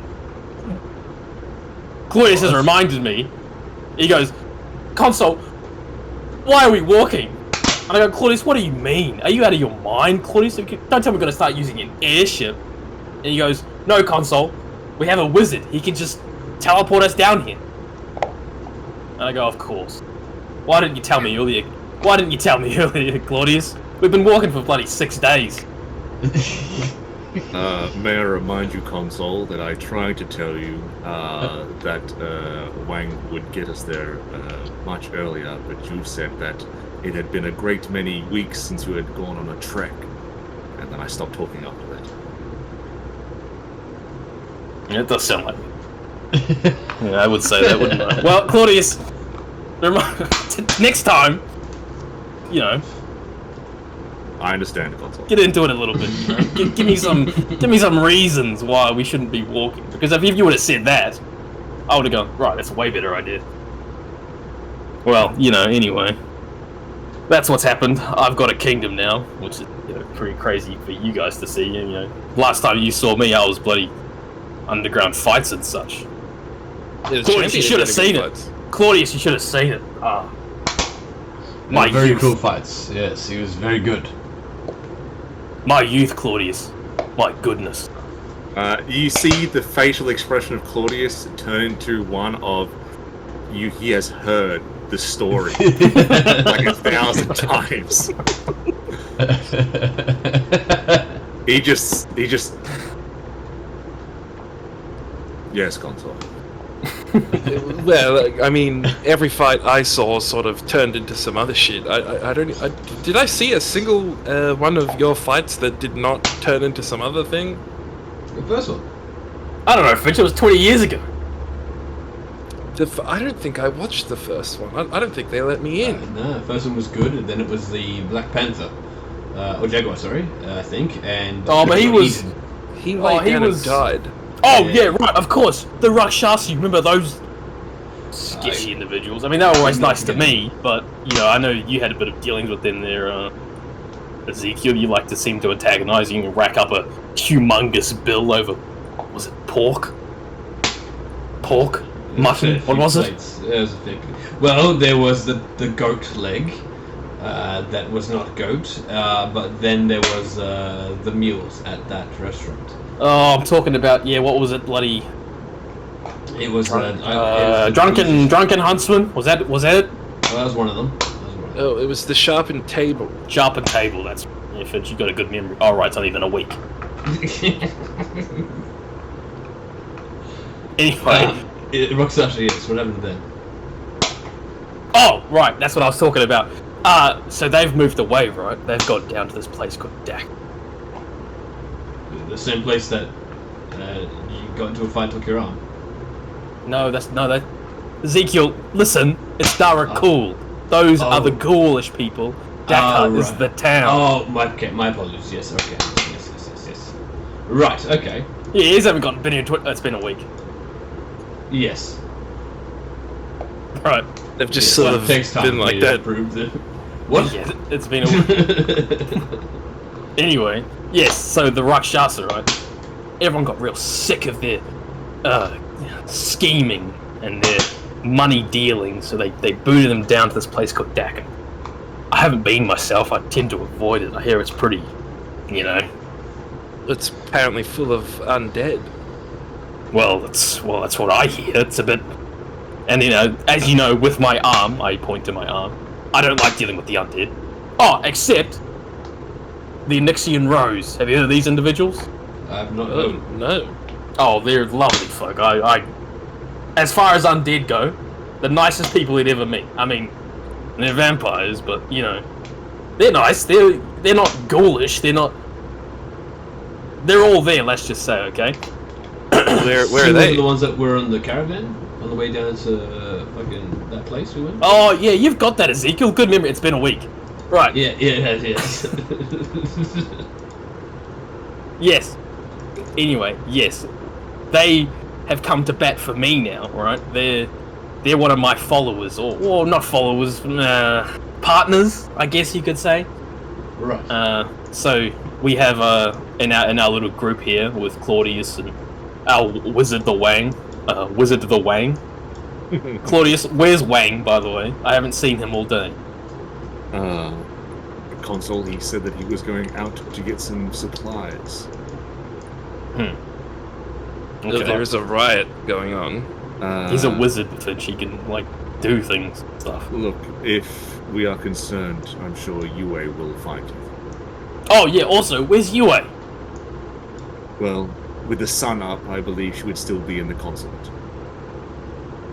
Oh yeah, she's a vampire. That's right. Well, yeah. Anyway, yeah, Yue, right? That's we could say my spy master, my master of intrigue. You know, because as you know, Ezekiel, I tend to avoid the intrigue side of things. Of course. But you know, don't let Yue, hear me say this, but it's a bit of cowardice if you ask me, Ezekiel. Of course, yeah. Behind But enemy no. lines, yeah. Oh, Yue is a very smart lady, though. I mean, She's your wife? you would be no, Ezekiel. Oh, right, She's not my wife. Right. But- You immediately feel tension emanate from Claudius at the thought that Danzok would be Yue's wife. Well, to put a pin in this for the remainder of the conversation that Ezekiel is present for, do you have a wife, Danzok? No, I don't have. Well, there you go. Oh. So you can stop asking this question. Well, I'm just trying to understand, you know. Just 20 years, you know, maybe you had found love and created a legacy for yourself, but maybe you haven't. That's okay. That sounds like a completely different question, Ezekiel. Well, it could I've be. been far but too I'm busy, catching up with him. Ezekiel. You know, running a kingdom tends to take it out of you at the end of the day. Or just get someone to do it for you. Oh, just get someone to do it for me. Oh, yeah. Yes. I didn't think of that, Ezekiel. Wow, thanks. Well, I'm happy to help. All right, okay. You haven't got any fun yet in a week. Anyway, Yue, lovely vampire. She's very smart, but you would also be smart if you were alive for 300 years. But anyway, she tends to handle my intrigue side of things, so her being at the console is probably not a bad idea. Also, you guys have a place at the console now. Oh yeah, that's why we come back. Sorry, barkeep, taking you. Well, Patrons. no, you've paid for the day. Take them. I revoke the right of customer service guarantee. Oh, you always heard it. Oh, and lady, my mistake. Well, yes, this has been a big catch-up. Rather nice, I will say. But yeah. Well, you know, a lot happened to us in a week. Oh, yes. You know, Yeah. we played midwife to a god. Oh yeah. Okay, how'd that work? You hold her know hands or what's something? Funny, it was kind of. We didn't really know that's what we were doing until it was over. I was just kind of like banging on some rocks, and then Sia was saying some words, and then this lady went from like to and then a baby just sort of showed up. Oh, and then the lady went, as in like she died. Oh, you guys weren't Immediately very good passed away. midwives, were you? Yeah, I think it was more so that she was frozen in time, like frozen in a headlock that stopped time from moving, and then the minute the headlock is released, she has 1 second to live. And in that 1 second, she gave birth to a child and then died. Right. Well, that seems So rather we then that god grew up while we were in there. Sia actually gave her name, which is pretty cool. There's probably not that many people who can say that, you know. That's pretty cool. And then we went into a music box and we beat up her sister until she stopped being evil. Oh, well, that seems like a crazy story. A lot better than my story. Well, your story's a lot longer. It's more of an epic tale, whereas ours is more of like a novella, you know. I guess so, but you know. Oh, and then also Sia is now the herald of one of the two sisters, and I'm trying to work my way into the good books of the other sister. So, yeah, I mean, I can't really say I'm the head of a religion. I haven't really gotten that far, but Sia sort of is. Right. Well, that's pretty cool. Yep, and then we have an immortal lich trying to help us out. Oh. Who? Arclight. I don't know if you'd know him. He's been dead for a bit. I have no idea who that is. And that guy out the front is working for him. Oh, the quiet guy. It seemed a little sketchy. Yeah, you know, on account of him being dead and all. And then also, we fixed the thing. Oh, there was another god that was in that labyrinth who was like immediately kills you if you know, you get too far away from the labyrinth. A wizard was in there also. He fucked up a rock, and we snuck away from him. We found the yellow lotus, an old imperial army. They were in there. They were all dead. Oh. I mean, they weren't dead when we met them. We met them alive, and then by the time our adventure in there was over, they were pretty much all dead. What else happened while we were in there? Oh yeah, we killed that warlord, and I got his gem, which is why my skin looks kind of funky. Okay. Because it changed my skin. Me and Westall got a permanent necklace. I don't think I really fucking want it though. A permanent necklace. I mean, I think I need it now, but... So you have an Alvin, I Ezekiel? regret it. A permanent necklace? I don't really know if it's Elven, but it's No, it just sounds like something an elf would do. Have a permanent necklace with another individual. A male individual, you could say. Well, it de-ages us by 3 years, which is kind of cool. Yeah, so you do look a bit younger. I mean, I don't Actually- remember that well, 20 years ago and all. Yeah, well, it healed everything, so that's why my hair is... Oh, right. Yeah, of course. But it is a ticking time bomb, so if I get scared or haste, I could have a heart attack.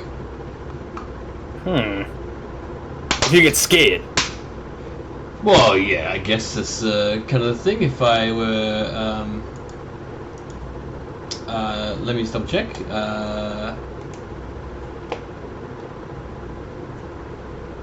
Yes. Yes. Okay. But I'm never scared, so, you know, we're good on that front. Okay.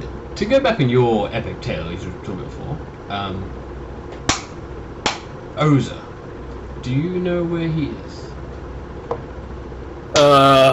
Has he got a city that he's based in? Just so I know.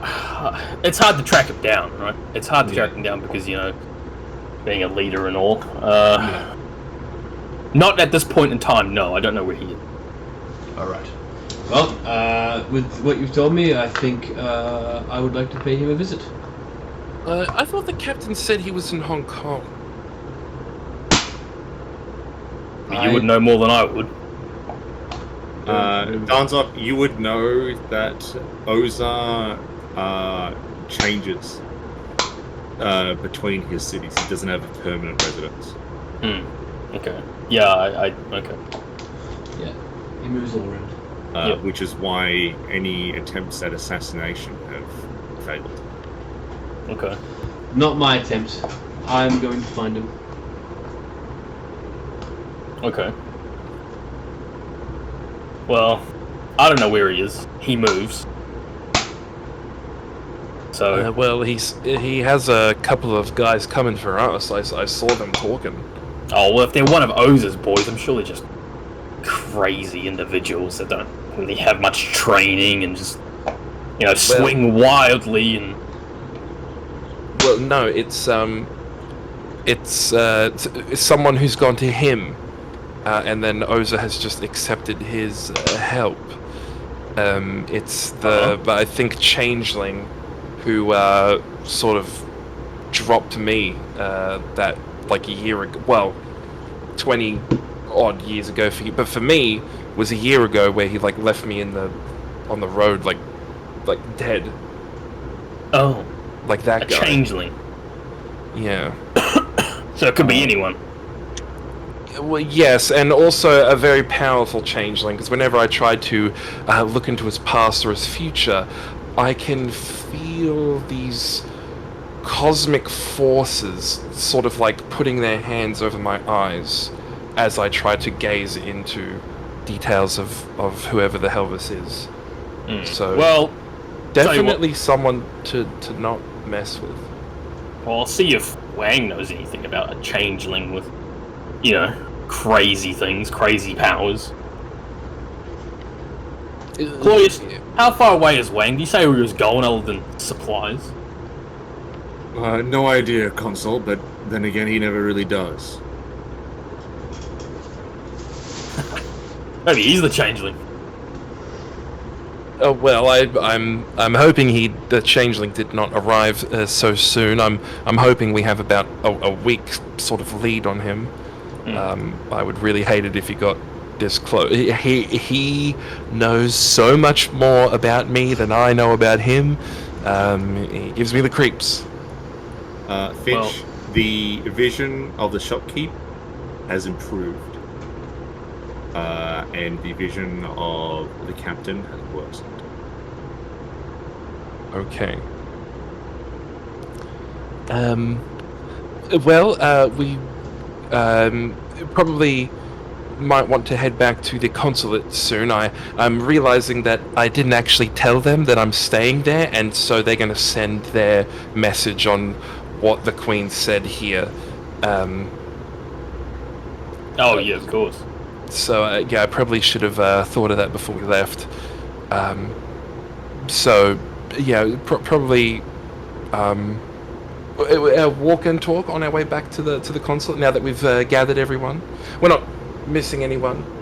Evander, I saw him walk off earlier. All right. Yeah, that's good. Does he know where? Will he know how to find you, Sia? I will need to come back here every so often.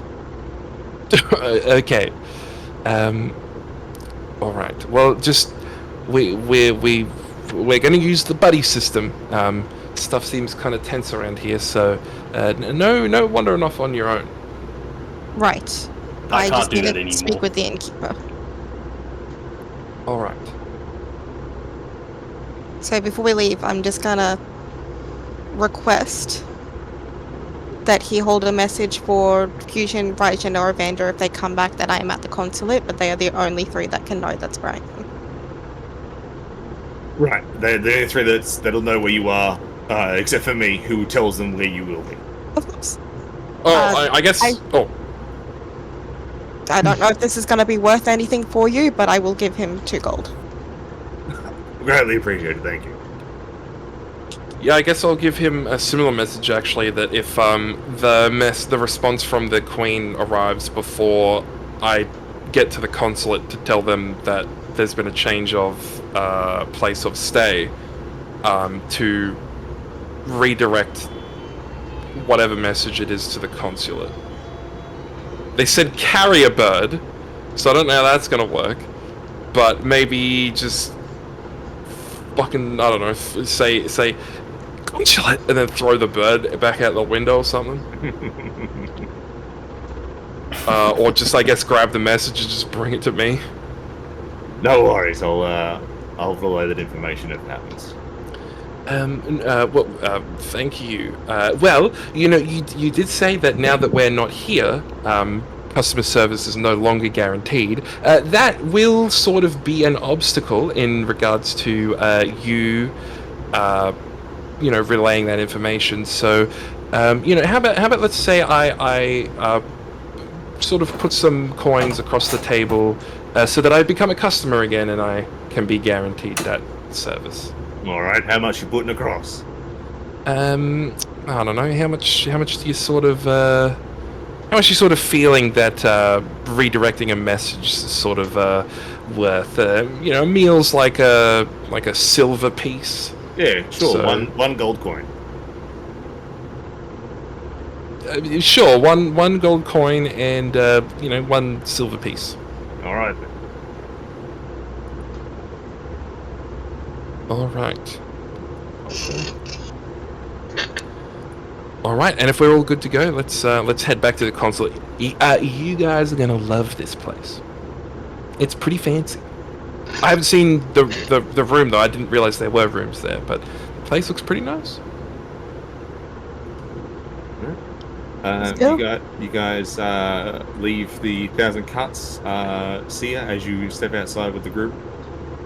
You see Fusion standing there waiting, and he goes, "Harold, urgent news. What's happened? The religion is not like how you say it. It is dark. The prophets speak much, and from what I can gather, what they say, at least the prophecies that they proclaim to speak, a lot of it is eerily close to being true in regards to tales that you have said yourself. They speak of you finding Elvina and Kashotin within a labyrinth. They speak of you finding an untested soul of Tengri himself somewhere deep within the earth somewhere. But there are concerns that some of the members of the ship, because they aren't a part of their group, that is, their worship is deemed heretical. Do you know where Virgin has gone? Raijin has gone to secure other members of the ship and to make their way towards the ship itself. I need you both to keep an eye on each other and make sure you are safe. It will be done, Harold. And just between us and Raijin, of course, if you need me, I am at the consulate. Very well. I am honored to be in the accompaniment of one who reaches so high.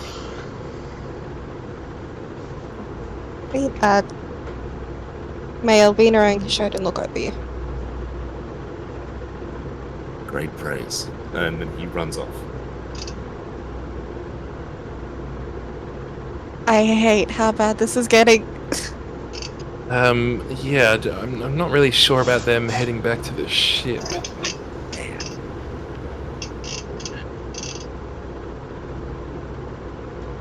Well, Like I say, stuff's tense. It's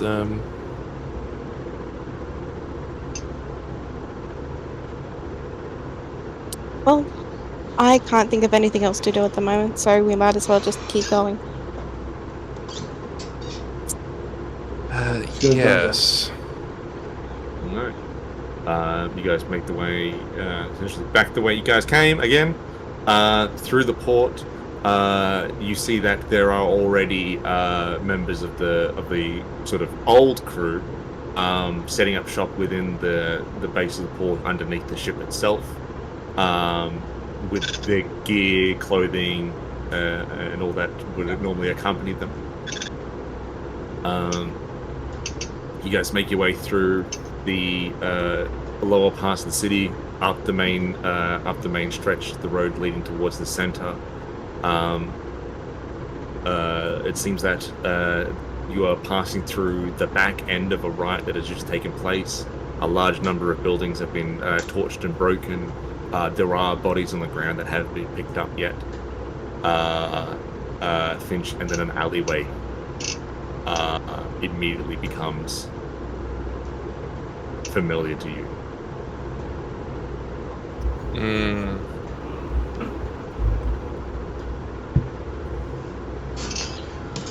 What did the eyes see? I'll stick my head down there. You see about 6 to 8 bodies on the floor and a small figure slumped over next to a wall.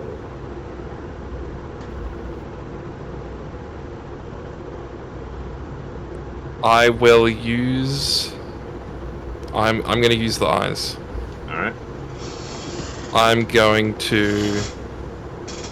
At the risk of seeing Captain Rikoshi Hang Dong, I am going to think of the captain present. Alright. Your eyes go black. And your eyesight goes back to normal. Eyes gone.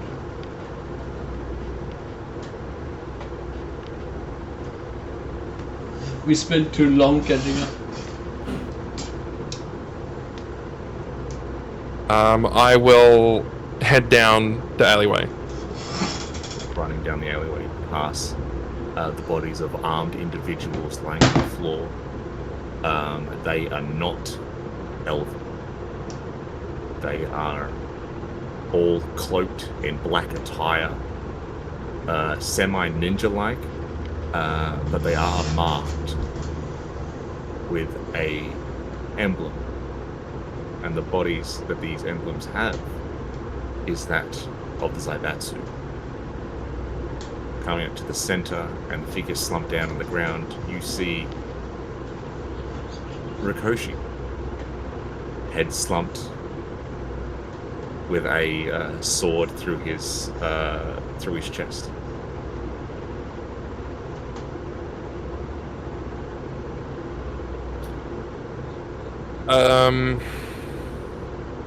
Alright, before I do another thing, let me just take my damage for using the eyes.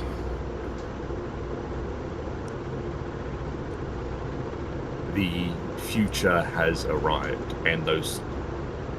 Oh, I know. And the free vision hold has ended.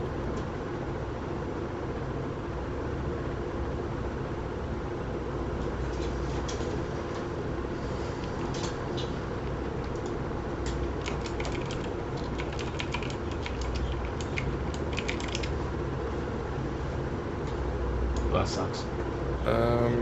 That's... Okay. Alright, I should be able to tank another one. Yes, I will use the eyes again. Yep. And I will use it on Anastasia present. Alright. Your vision goes dark, and you see her. You are in another alley. No, you are not in an alley. It feels like an alley. You are underground somewhere, but you are being dragged. It's dark. It's hard to see, but it shifts to now you see her being dragged by the hair through this underground, like, damp cavern. The person pulling her by the hair, she looks unconscious and she looks fucked up. It's not a person pulling her, it's like a creature pulling her. It's large, green, muscular. And that's where the vision ends. Right.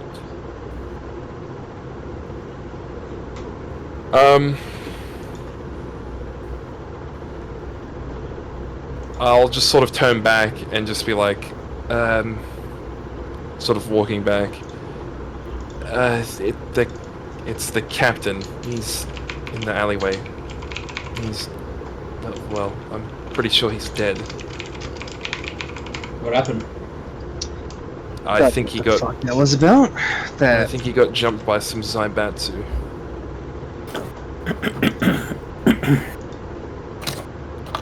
We do have that diamond if we want to spend it on the captain's life. That is in your hands, if you choose to do so.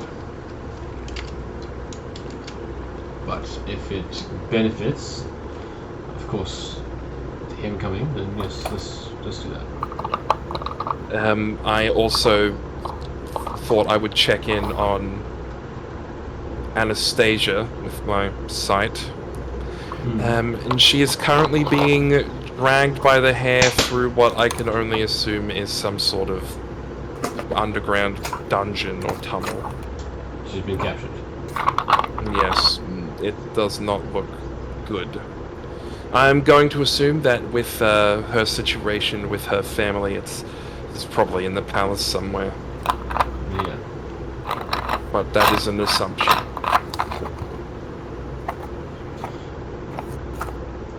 I don't mean to come off crass or wrong, but in terms of Anastasia, is that a problem of ours we want to deal with, or is that really a problem?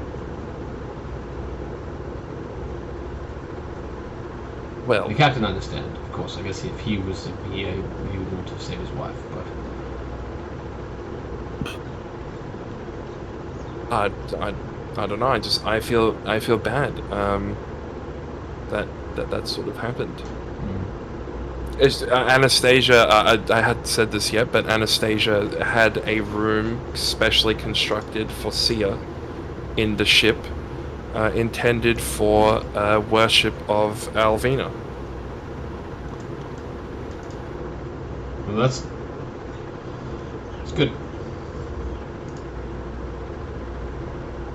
I just feel like these are good people, and Well, we should always help good people.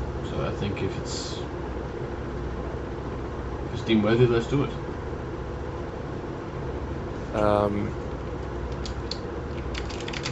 I don't even know where we would go to revive the captain.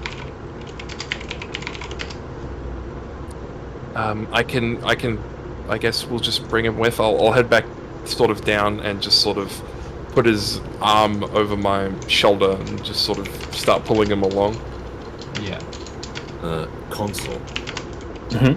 Yue would be able to help us if they wish to bring their compadre back to life.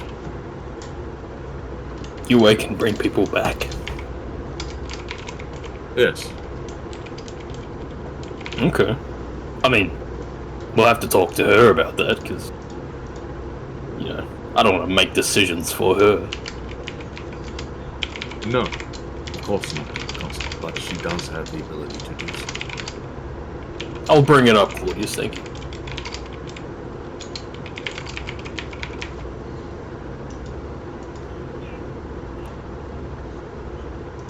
Oh, yeah, I can grab that.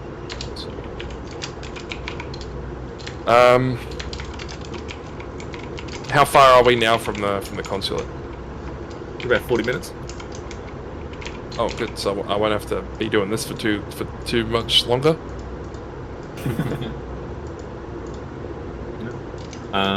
He ain't heavy. He's my captain. You guys get back to the consulate, put the captain's body in tow, sort of making your way inside.